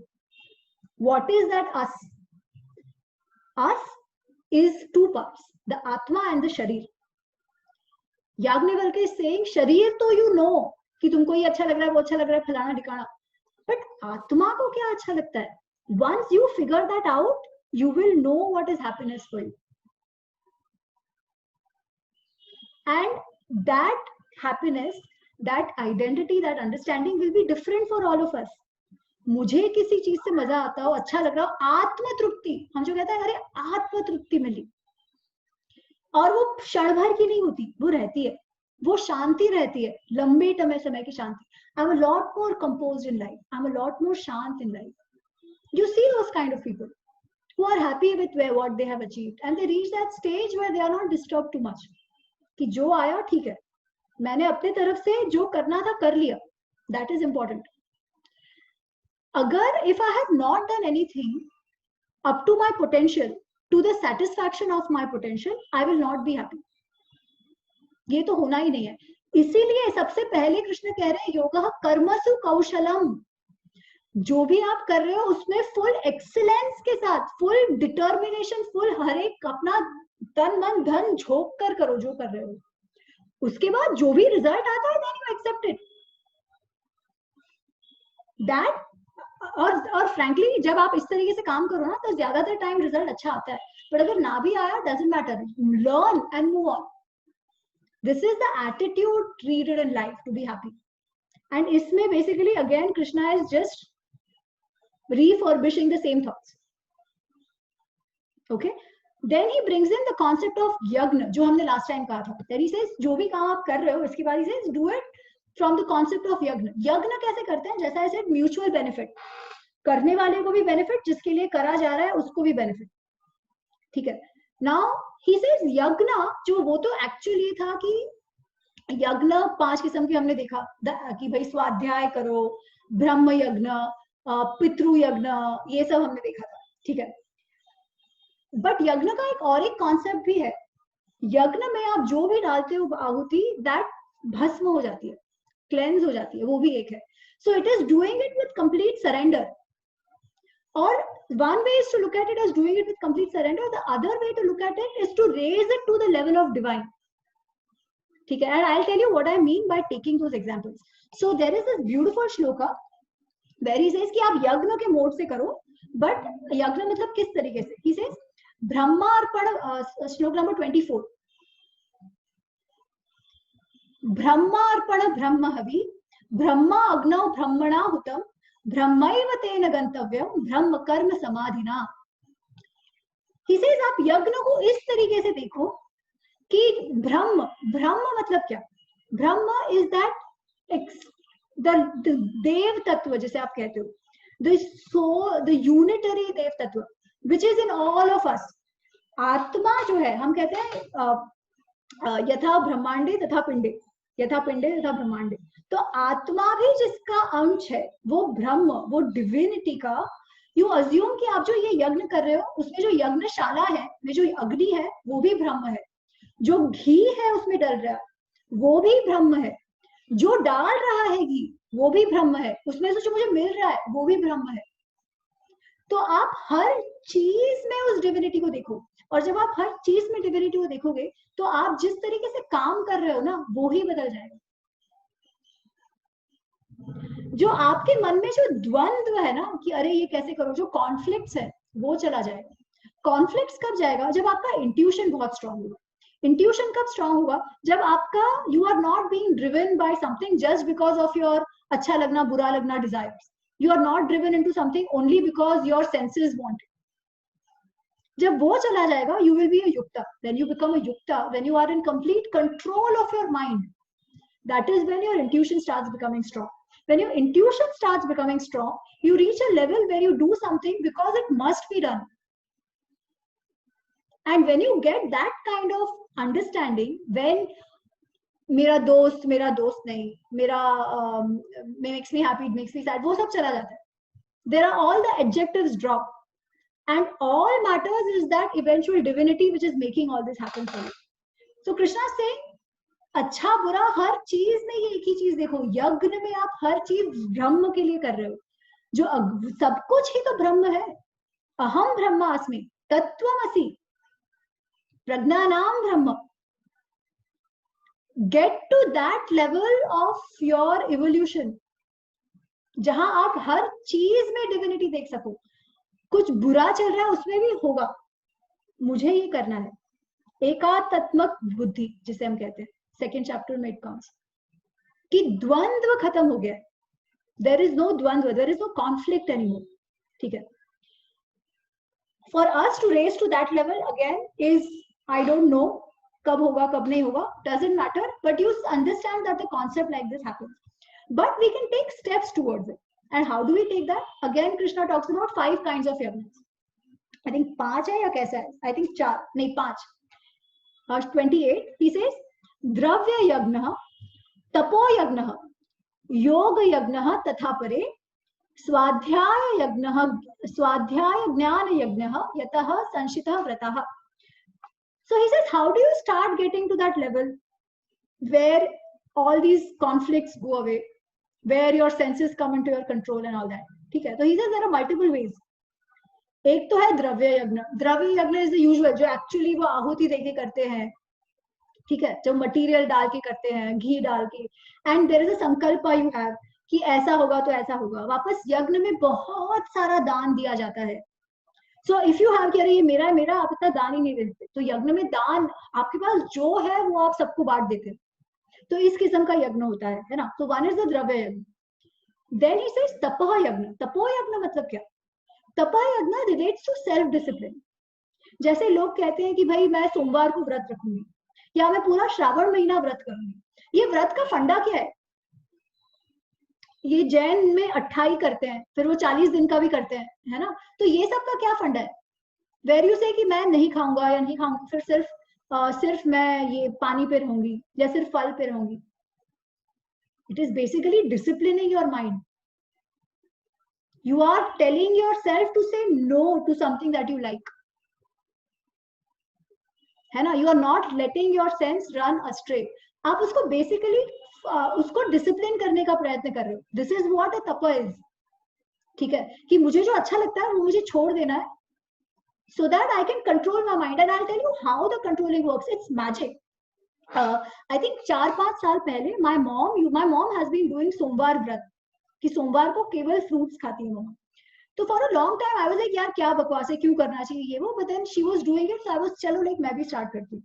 It's been 5 years now and I tell you Monday को मेरे सामने मेरा सबसे favourite खाना भी आ जाए ना, तो ट्यूसडे को I will not be able to resist my temptation, but Monday को टेम्पटेशन ही नहीं होगा, मंडे को भूख ही नहीं लगेगी. The brain just doesn't give that signal. If it's a Monday and if there is pav bhaji also in front of me, मुझे वो खाने का ही मन नहीं करेगा. On other days that is still there कि मुझे वो चाहिए, but वो मंडे को नहीं है. This is how our brain works. It is very very very very disciplinable, very very very trainable, and you give it a shot. You know, लोग कहते हैं कि अरे मेरे से तो ये होता ही नहीं. There is nothing like that. केवल और केवल प्रैक्टिस की बात है, केवल और केवल डिसिप्लिन की बात है. अच्छा, मैं इसमें कैपेबिलिटी की बात नहीं कर रही हूँ. I am talking about discipline. या कि मैं तो सुबह को उठ ही नहीं सकती, मैं तो रात को सो ही नहीं सकती. सब कुछ हो सकता है, सब कुछ हो सकता है. डू इट एज अ तप कि मुझे ये करना है, and it happens. Takes time, क्योंकि दिमाग है ना, चंचल ही मना कृष्णा, बहुत चंचल है दिमाग, टाइम लगता है, बट होता है. एंड दैट इज तप यज्ञ. Can I ask a question here? Ji Ekta ji. Doesn't this confuse with प्रवृत्ति? हम कहते हैं एक तो कि जो हमारी प्रवृत्ति हो वही करना चाहिए. मेरी प्रवृत्ति है कि मुझे सुबह को नहीं जल्दी उठना. I mean just giving it a very broad example, but अगर मैं तप करके उसको ये करूँ, am I not going against my प्रवृत्ति? एक तो ना आपकी प्रकृति ऐसी है, वो आपने ओढ़ लिया है. How do you know? It is not just a conditioning of so many years. It could go either ways. Yes, agree. See, the thing is, our bodies, talking about just this one example, right? Our bodies are trained. We have a circadian rhythm, जो सूरज के साथ उठता बैठता है. It is natural in all these things. The reason we are not doing it are because of other reasons. Other reasons are the other gunas, the sattva, rajas, tamas ki gun, which are clouding the natural rhythms in our bodies. Now, in some cases, it might be a necessity. ठीक है, अब जो काम किसी का ऐसा हो कि वैसा करना पड़े, फैमिली रिस्पॉन्सिबिलिटीज हो जा करना पड़े, which is all fine. That is an adjustment we make. ठीक है, but to say I can't do this, I don't agree. Especially when it comes to natural rhythms. You might say, अरे नहीं मुझे तीखा पसंद नहीं है, मुझे मीठा पसंद है. That can be a tendency. मुझे कुकिंग पसंद नहीं है, मुझे खेलना पसंद है. That can be a tendency. But when it comes to natural rhythms, our behaviors are not natural because they are clouded with this sattva tamas rajas का basically वही जो हम कहते हैं ना कि आंखों पे चश्मा बांध रखा है जिसके कारण हम देख नहीं पाते. This is what we've done to our brains, to our systems. Yes, Renuji, exactly. Tapo Yagnavi is bringing your control and discipline to your body system. Very true. Actually, it is to get the right kind of attitude by doing this. ठीक है, तो ये यज्ञ जो भी हम कह रहे हैं 5 किस्म के, वो हम क्यों कर रहे हैं? ताकि हमारे दिमाग में सही किस्म का attitude towards work, towards samaj, towards our own self आ सके, so that we work to our maximum, to our best potential. तो उसमें एक जिससे हम वो एटीट्यूड कल्टिवेट कर सके is through this tapo yagya, by having that kind of control. Once we have control over our sensual senses, right? Nothing is undoable. That is willpower. That will give you the willpower. Once you have the willpower, you will be able to do whatever you want to do in life. It will take you on your path. और ये सिर्फ positive नहीं है, ये negative इसमें भी काम करता है. आप देखो ये जो बहुत सारे, ये जो अगर हम टेररिस्ट की बात करें, ठीक है, ये ओसामा बिन लादेन एंड सब, they had supreme control over their senses.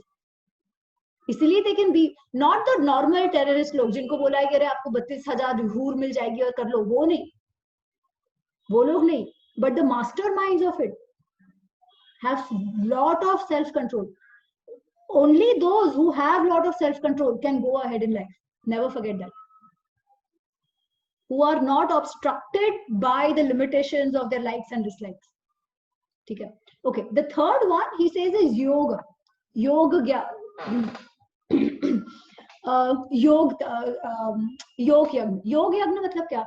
जो अष्टांग योग है, ठीक है, कि जिसमें हम यम नियम प्राणायाम आसन, उससे अब उससे भी होता क्या है? एग्जैक्टली वही, कंट्रोलिंग ऑफ सेंसेस होता तो उससे भी वही है. You go towards achieving that stable sense state of mind, but the way you do it is different.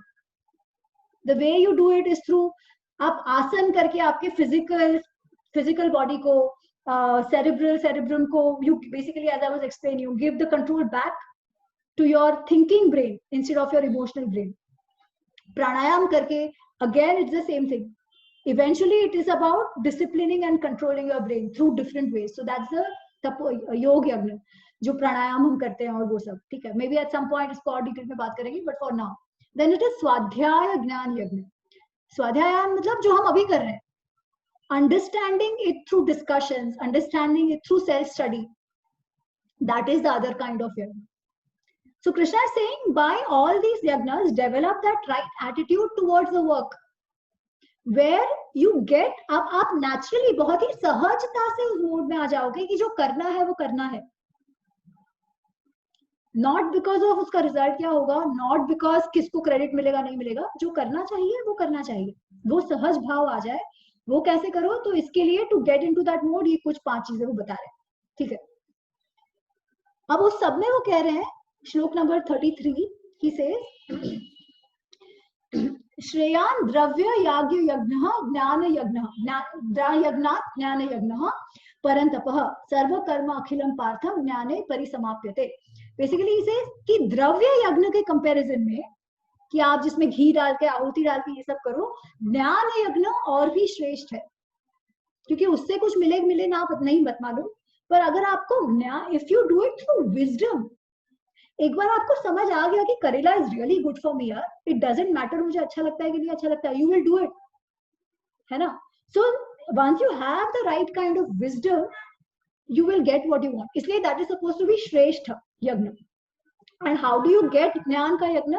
He says, next shloka 34, तत्विधि प्रणिपातेन परिप्रश्नेन सेवया उपदेशयन्ति ते ज्ञानम ज्ञानिनः सतत्वदर्शिनः. He's like, अप्रोच तुम्हारे मन में जो कंफ्यूजन है, जो कॉन्फ्लिक्ट्स है, ये सब लेके ऐसे लोगों को अप्रोच करो जिनको खुद को समझ है, who are themselves wise, and approach them and ask them your questions with a lot of bhav, and they will be able to guide you. Basically saying seek guidance from wise people to help you sail through your conflicts, ठीक है. And that is exactly what Krishna is Arjun is doing, right? This is exactly what Arjun is doing. कैसा है ना, हर चीज हम पढ़ के नहीं समझ सकते. If it comes through such discussions, it makes a lot more sense, ठीक है. So this is what he says there कि इसको कैसे करो. फिर then some other points, then the most important, another very very good one, I think the second last shloka I want to take here, 39, श्रद्धावान लभते ज्ञानम तत्परः संयेत इंद्रियः ज्ञानम लब्ध्वा परम शांतिम अचिरेण अधिगच्छति. बेसिकली हम जो बात कर रहे थे. So he says ज्ञान किसे प्राप्त होता है? दो, he says two kind of people, or other with two people with two qualities. एक तो संयत इंद्रिय, one whose senses are in his control, one whose mind is in his control, but that is not enough. He said there is one more need, one more aspect needed, one more factor, and that is Shraddha. Mental control is important, but beyond that you also need Shraddha. And what is Shraddha? Shraddha is basically giving up the ahankar and say, ho jayega. I don't have to control everything. Not everything I need to control. There are things beyond me and it will be taken care of. वो श्रद्धा आपको गुरु पे हो, वो श्रद्धा आपको ब्रह्म तत्व पे हो, divinity पे हो, दैवत पे हो, you name it. आजकल बहुत सारे प्रॉब्लम्स हमारे लाइफ में इसलिए आते हैं क्योंकि श्रद्धा नहीं है. हमको लगता है सब कुछ हम ही को करना है. We get very restless when things are not in our control, when we are not in the driver's seat. Krishna is saying that doesn't help you get jnana. If you want jnana, you have to become humble and you have to loosen the grip a little bit. थोड़ा सा छोड़ो. Let things happen. Don't be so stuck up कि तुम ही सब कर दोगे. That is Shraddha. कि even if I don't try to control everything, it will be taken care of. और श्रद्धा कब आती है? जब कृष्ण कह रहे हैं कि यार तू मेरी बात मान, do it, I am there for you. तो वो बात मानना है इनसे. अच्छा चलो हो गया. जो मैं वो बच्चे की बात कह रही थी कि बच्चे को आप झाड़ में बिठा दो और बोलो जंप मारो, तो वो मार देता है बिकॉज उसको मालूम है कि मेरे को माँ बाप पकड़ लेंगे. दैट इज द श्रद्धा. और वो माँ बाप पकड़ भी लेते हैं एंड बच्चा खुश रहता है. And he says when you have this right, then आप में श्रद्धा है, आपका इंद्रिय कंट्रोल में है, और उससे जब आपको जो ज्ञान प्राप्त होता है, you have the right attitude, you will have shanti. आप शांत हो जाओगे. ये जो द्वंद ऊपर नीचे, हमको क्यों शांति नहीं है? क्योंकि कॉन्फ्लिक्ट्स है, क्या करना है क्या नहीं, ये चाहिए वो चाहिए, इसे वो सब आ जाएगा. अगर आप में श्रद्धा है, कंट्रोल ऑफ सेंसेस है और ज्ञान आ गया, तो आपको परम शांति मिल जाएगी. परम शांति मिल जाएगी मतलब you will be completely objective, you will do your work well. It's a cycle, it feeds into one another. हाँ Shilpa, you were saying something. पहले भी मुझे किसी ने ऐसे बोला कि कुछ चीजें छोड़ दो, loosen your grip. So I really liked your sentence, but I always took it as a andhashraddha and just being laid back about, or being just not so focused about your aims. But thanks, आज मुझे थोड़ा थोड़ा समझ में आ रहा है the deeper meaning of those things. Thank you. हम लोग ना इसको स्टैंड अलोन देखते हैं, इसलिए ऐसे होता है. Always remember yoga karmasu kaushalam and then add all this with it. Yeah.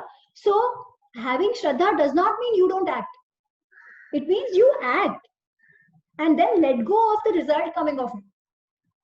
The letting go is not of action. The letting go is of the result of your ahankar of being a karta. I think that is the important difference. Yeah.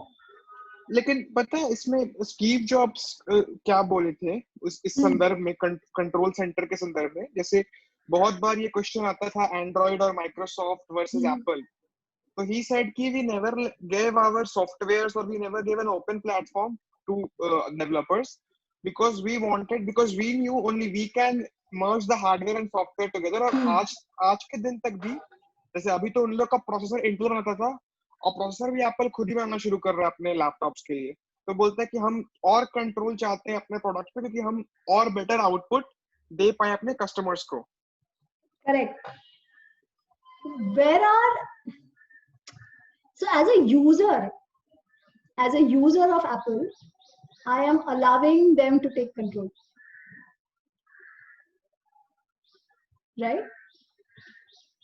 That is the difference. Where you put yourself. We are saying that there is some control system upar, let it handle it. That is the difference. Where are we here? We are the users of Apple.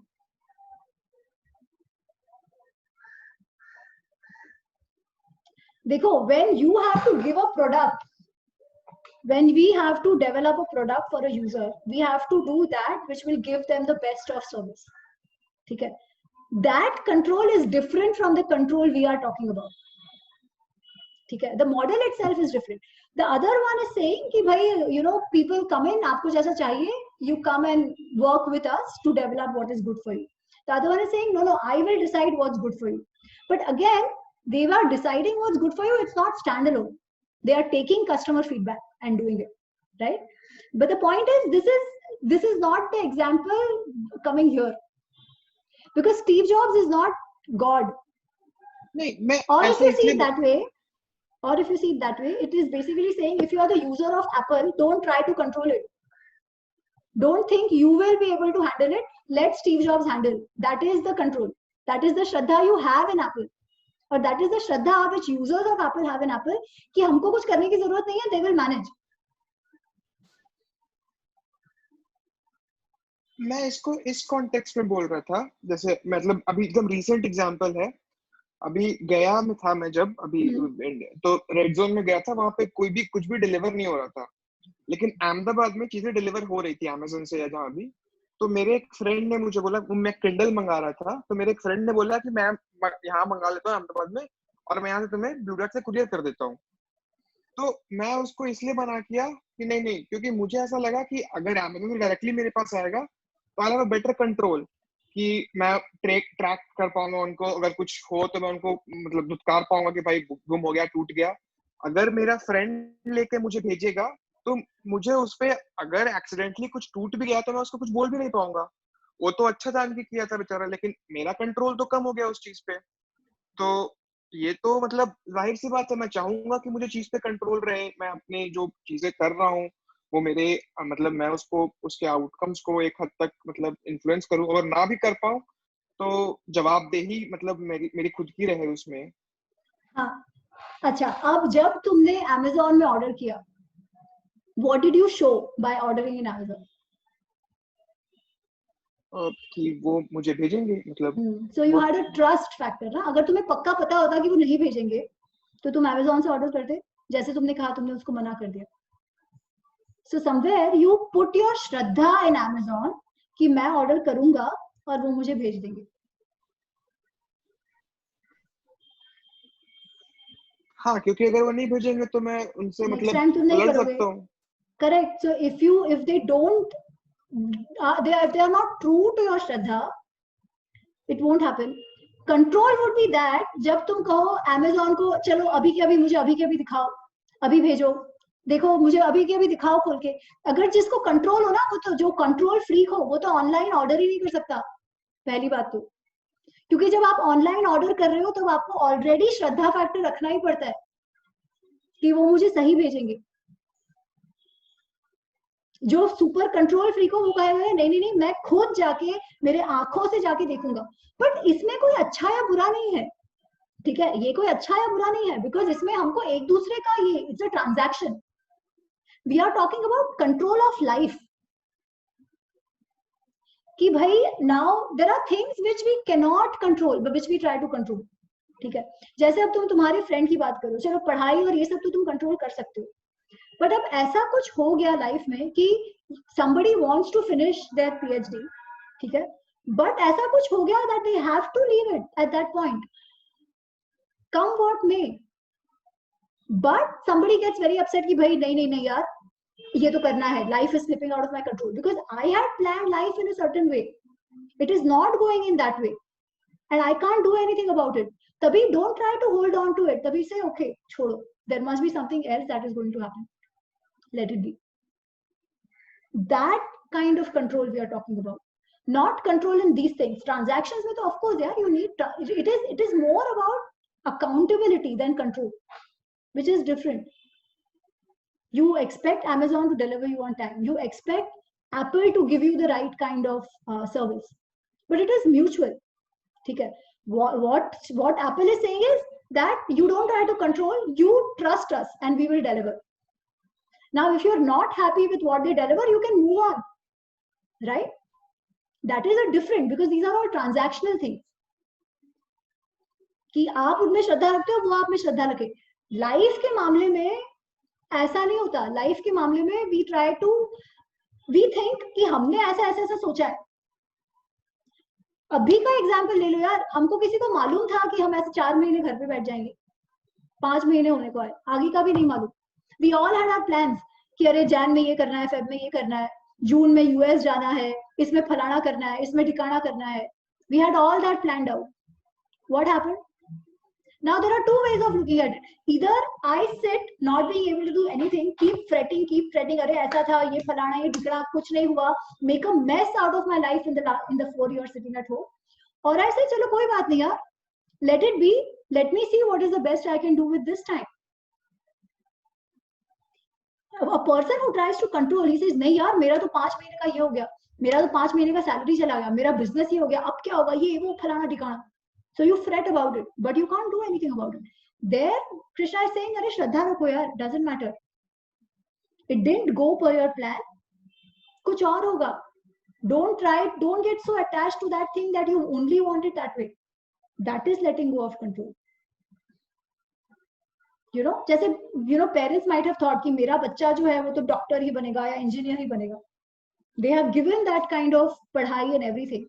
But eventually बच्चा से नहीं यार ये मुझे वो wild life photographer बनना है, जैसे हम देखते हैं इसमें. तभी क्या? Can the parents say चलो ठीक है, let his life develop the way he do. That is giving up control. So that is what I meant in a more larger sense.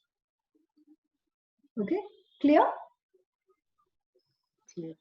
Okay, I will just take the last shloka because it is the last shloka of 4. तो ये खत्म हो जाएगा. And इसमें कुछ explain करने का भी नहीं है, but just last है इसलिए. So then Krishna ends saying, तस्मात् अज्ञानं सम्भूतं हृत्स्थं ज्ञानासीनात्मनः छित्त्वेन संशयः योगमात् उत्तिष्ठ कौन्तेय. He says, इसीलिए having understood all this, ज्ञान का महिमा और ये सब उसको विजडम का ये सब समझा दिया, तो ज्ञान आसीना, आसीना मतलब स्वॉर्ड. तो ज्ञान आसीन से with the sword of knowledge, छित्वा, तोड़ दे. ये जो अज्ञान तेरे दिमाग में है, ये तो जो कलर्ड लेंसेज पहन के जो दुनिया को देख रहा है, वो कलर्ड लेंसेज को निकाल दे. कलर्ड लेंसेज को निकाल दे एंड ज्ञान से दुनिया को देख और उठ. उत्तिष्ठ कौन्तेय, खड़ा हो, stand up, move on, fight. This is where Krishna ends. Ami, it's interesting. Yours one says Uttishta Kaunteya, and the one that I have from ISKCON, it says Uttishta Bharata. Oh, sorry, Uttishta Bharata. Sorry. मेरा भी वही है, मेरा भी है Uttishta Bharata, but Kaunteya और भी कहीं it is Uttishta Kaunteya. Yeah. I thought maybe it's like it has two different versions. So it's like okay. No. It is Uttishta Bharata here. Somewhere else it is Uttishta Kaunteya also. Palak, am I allowed to ask one question here, or shall we wait until next time? Please ask. Okay. Just going back to वो चार वर्ण थे, and in those times, and I agree with you mostly, but what happened with Eklavya, जो official reason दिया द्रोणाचार्य ने, was because he didn't deserve to be, or he was not born into that family to learn archery. Of course, he did it all to protect Arjun. In some part of it, I understand that, but why? Like, how was this allowed, like, officially types? Wasn't this wrong? So one, it was not based on his caste. Let's be very clear about that. It was not because he was not. It was not because he was a Nishad. Because Ekalavya actually Mahabharat युद्ध में लड़ता भी है. Oh, okay. वो जरासंध के army में commander भी था, मगध के आर्मी में. ठीक है. तो it was not because of his caste. The reason which even Dronacharya gives is this. एक तो ये है कि if I am a teacher of students, or for that matter, Karna was also Dronacharya's शिष्य. ये जो स्टोरी बताते हैं ना कि वो द्रोणाचार्य के पास आया और द्रोणाचार्य ने मना कर दिया पढ़ाने का, that's not true. Not for Mahabharat. That is not true for Mahabharat.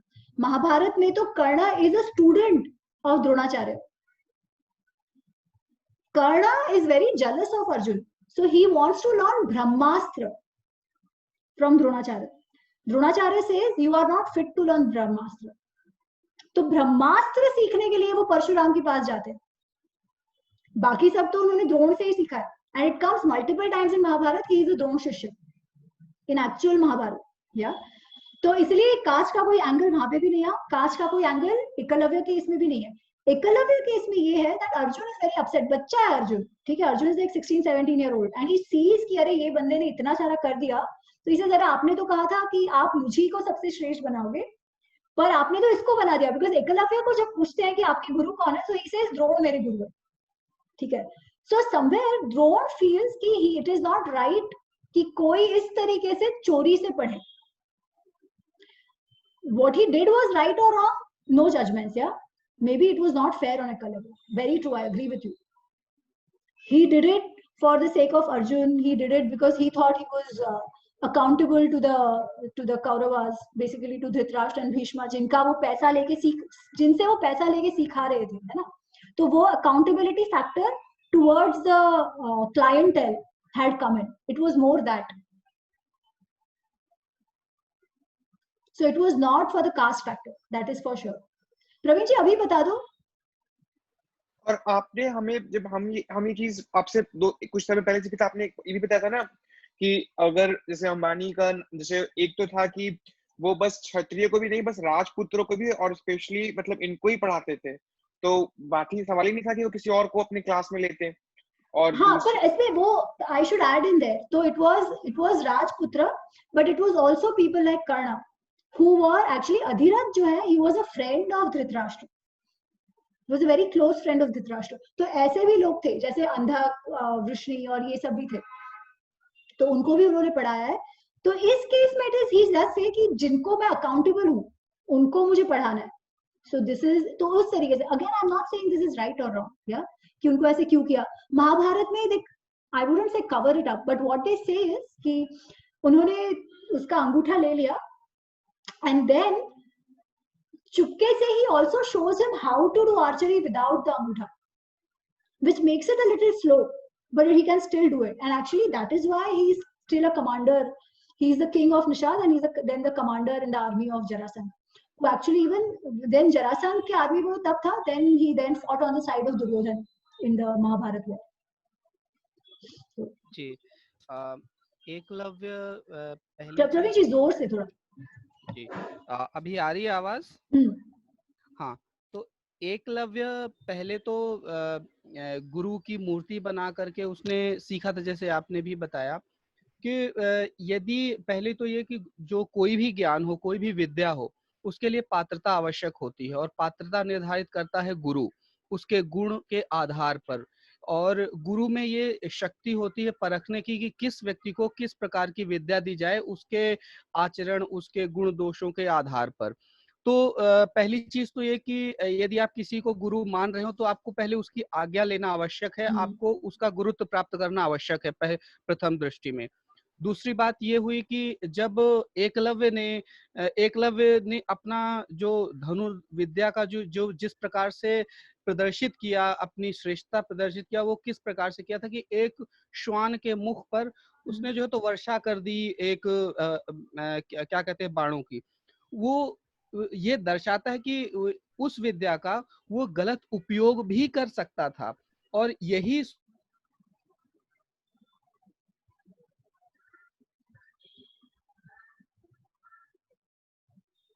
आवाज नहीं आ रही आपकी भैया. I think जो प्रवीण जी कह रहे हैं that's very very apt. Are you back Praveen जी? जी, तो वो ये भी इस माध्यम से भी कर सकते थे कि उन्होंने छेद दिया कई सारे पत्तों को, या किसी निर्जीव चीज पर या किसी दूसरे माध्यम से भी कर सकते थे अपना प्रदर्शन. पर उन्होंने जो है तो सटीक, उनको मन में क्या दया नहीं आई कि हम जो है तो अनायास ही सिर्फ अपनी श्रेष्ठता सिद्ध करने के लिए किसी एक श्वान पर मैं प्रहार कर रहा हूँ. तो संभवतः यही जानकर कि किसी भी विद्या का दुरुपयोग हो सकता है. जैसे ये क्या कहते हैं परमाणु है, ठीक है, हम चिंतित रहते हैं कि ये किसी गलत हाथों पे ना जाए, फॉर एग्जांपल किसी टेररिस्ट स्टेट पर ना जाए, या हम डरते हैं कि यदि नॉर्थ कोरिया के पास है तो ये इतना भीषण हो सकता है, कभी भी हो सकता है. तो और यदि वही किसी शांति देश में है, फॉर एग्जांपल यदि जापान के पास है जो कि एक रिस्पॉन्सिबल स्टेट है, या किसी भी एक उसमें जो उसका सकारात्मक रूप से उपयोग करते हैं, जैसे इलेक्ट्रिसिटी बनाने के लिए या किसी दूसरे मोड से या अपने प्रोटेक्शन के लिए, तो हम थोड़ा उसमें हमारे पास ये रहता है कि हाँ ठीक है ये इसका सदुपयोग रहेगा. और वो हम किस प्रकार से जांचते हैं, उसके कैरेक्टर पर, उसके गुण दोष पर, कि उसका गुण किस प्रकार का रहा, उस स्टेट का गुण कैसा रहा है, उसका ट्रैक रिकॉर्ड कैसा रहा, हम जानते हैं. तो इसीलिए आवश्यक होता है गुरु के लिए अपने शिष्य को जानना और उसके अनुरूप, उसकी प्रकृति के अनुरूप उसको शिक्षा देना और उसको कितना जानना चाहिए. जैसे कर्ण की प्रकृति ये नहीं थी कि गुरु को पता था, उसने गुरु के साथ समय बिताया था, उन्हें बिल्कुल पता था कि इसकी प्रकृति नहीं है, ये जो है तो शीघ्र ही उपयोग कर देगा ब्रह्मास्त्र का या किसी भी समय उपयोग कर देगा. उनको जज नहीं हुआ कि नहीं हमें उत्तर इसको सही समय नहीं है ये देने का, उन्होंने मना कर दिया. कर्ण ने जो है तो फिर अपना गुरु जो है तो दूसरा खोजा और उनके माध्यम से शिक्षा प्राप्त की. और उसमें भी वो झूठ बोल के शिक्षा प्राप्त की. उन्होंने परशुराम जी को बोला कि मैं ब्राह्मण हूँ. जी.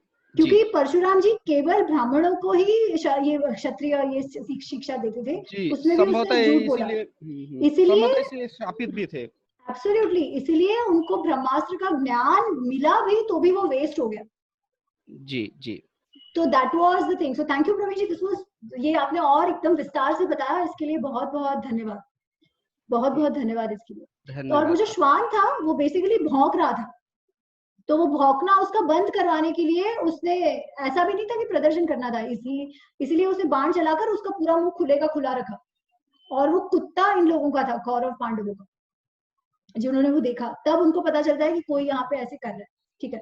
पर उसके बावजूद भी मैं कहूंगी, was this such a harsh punishment required, not required is a different question, ठीक है। that can be to all of our judgment कि भाई इतना करना चाहिए था, नहीं करना चाहिए था।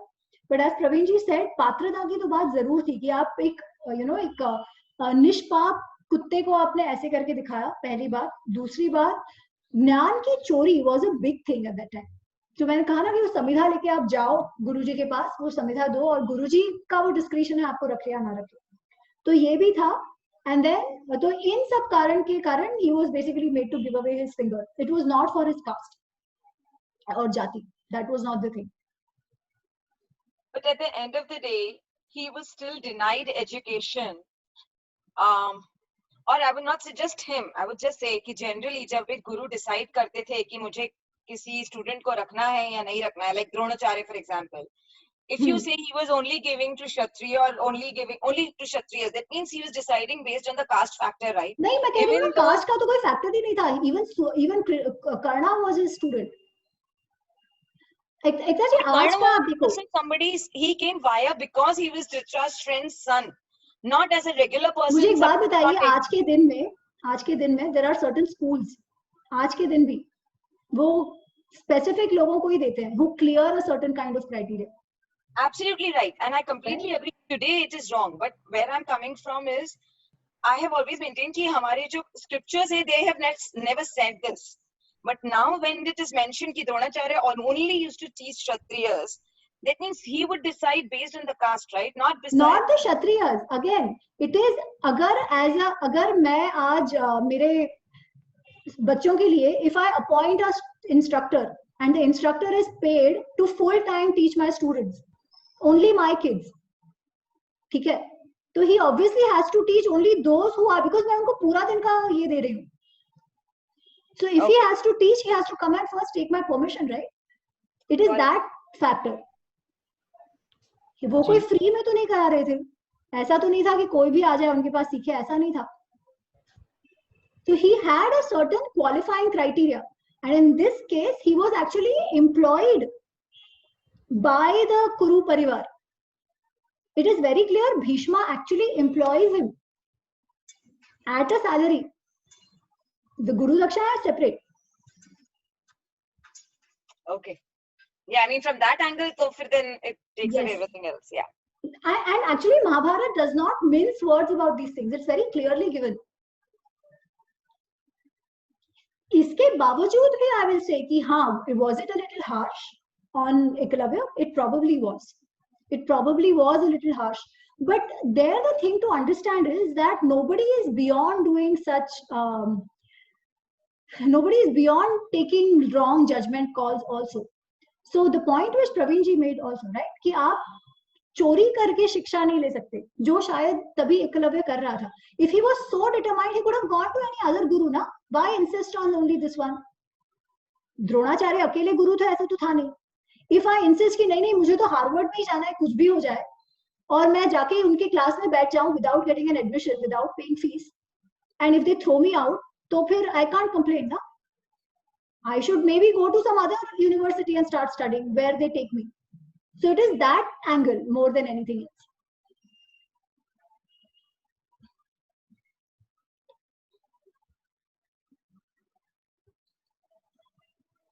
Okay। बस छोटा सा क्वेश्चन है ये। आपने थोड़ा ऊपर जब हम लोग बात करते तो आपने बोला था कि मॉम का लव भी सेल्फलेस नहीं होता है, आपने ऐसा कैसे बोल दिया था? मैं ऐसे नहीं कह रही हूँ, मैं कह रही हूँ मॉम का लव सेल्फलेस होता है, ठीक है।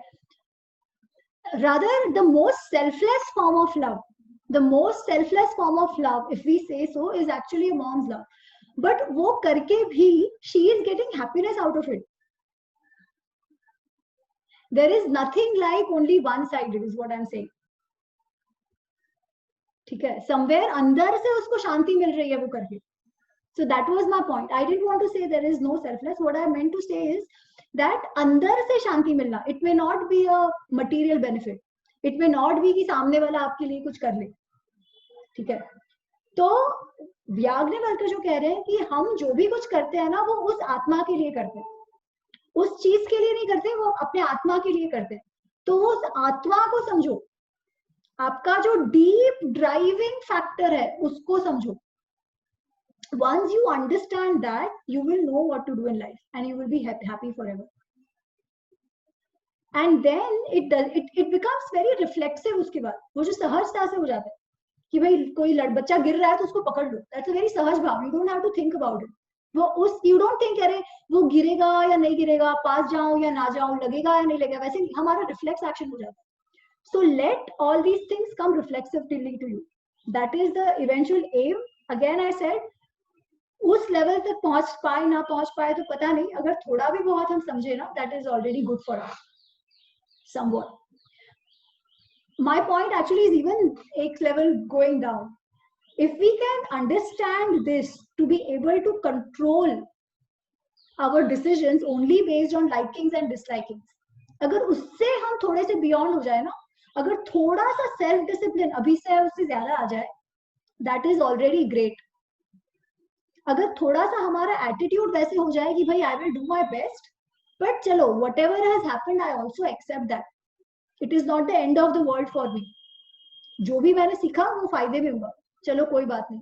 वो थोड़ा सा लेट गो करना भी सीख जाए, that is the benefit. We have already learn to learn in life, because किसी का लाइफ परफेक्ट नहीं है, किसी के लाइफ में दुख नहीं है, ऐसा नहीं है, सबके लाइफ में. We all have our own stories.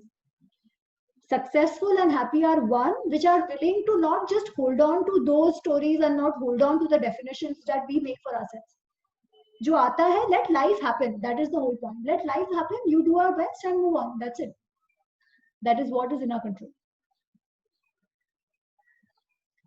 Okay, I think Palak is going to be very upset.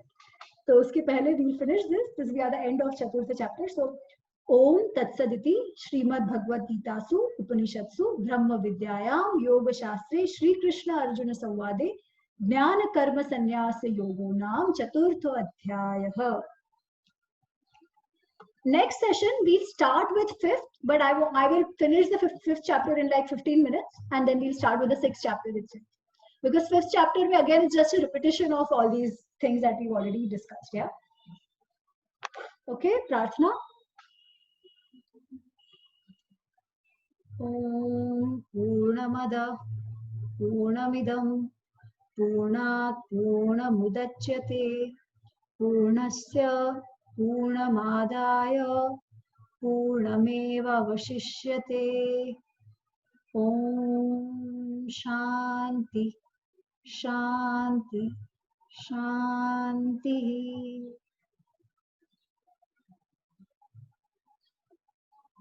Thank you. Think over. अगली बार कुछ और प्रश्न होंगे, so we'll take those and then start. See you. Namaste. Bye everyone. Thank you. Thank you. Bye.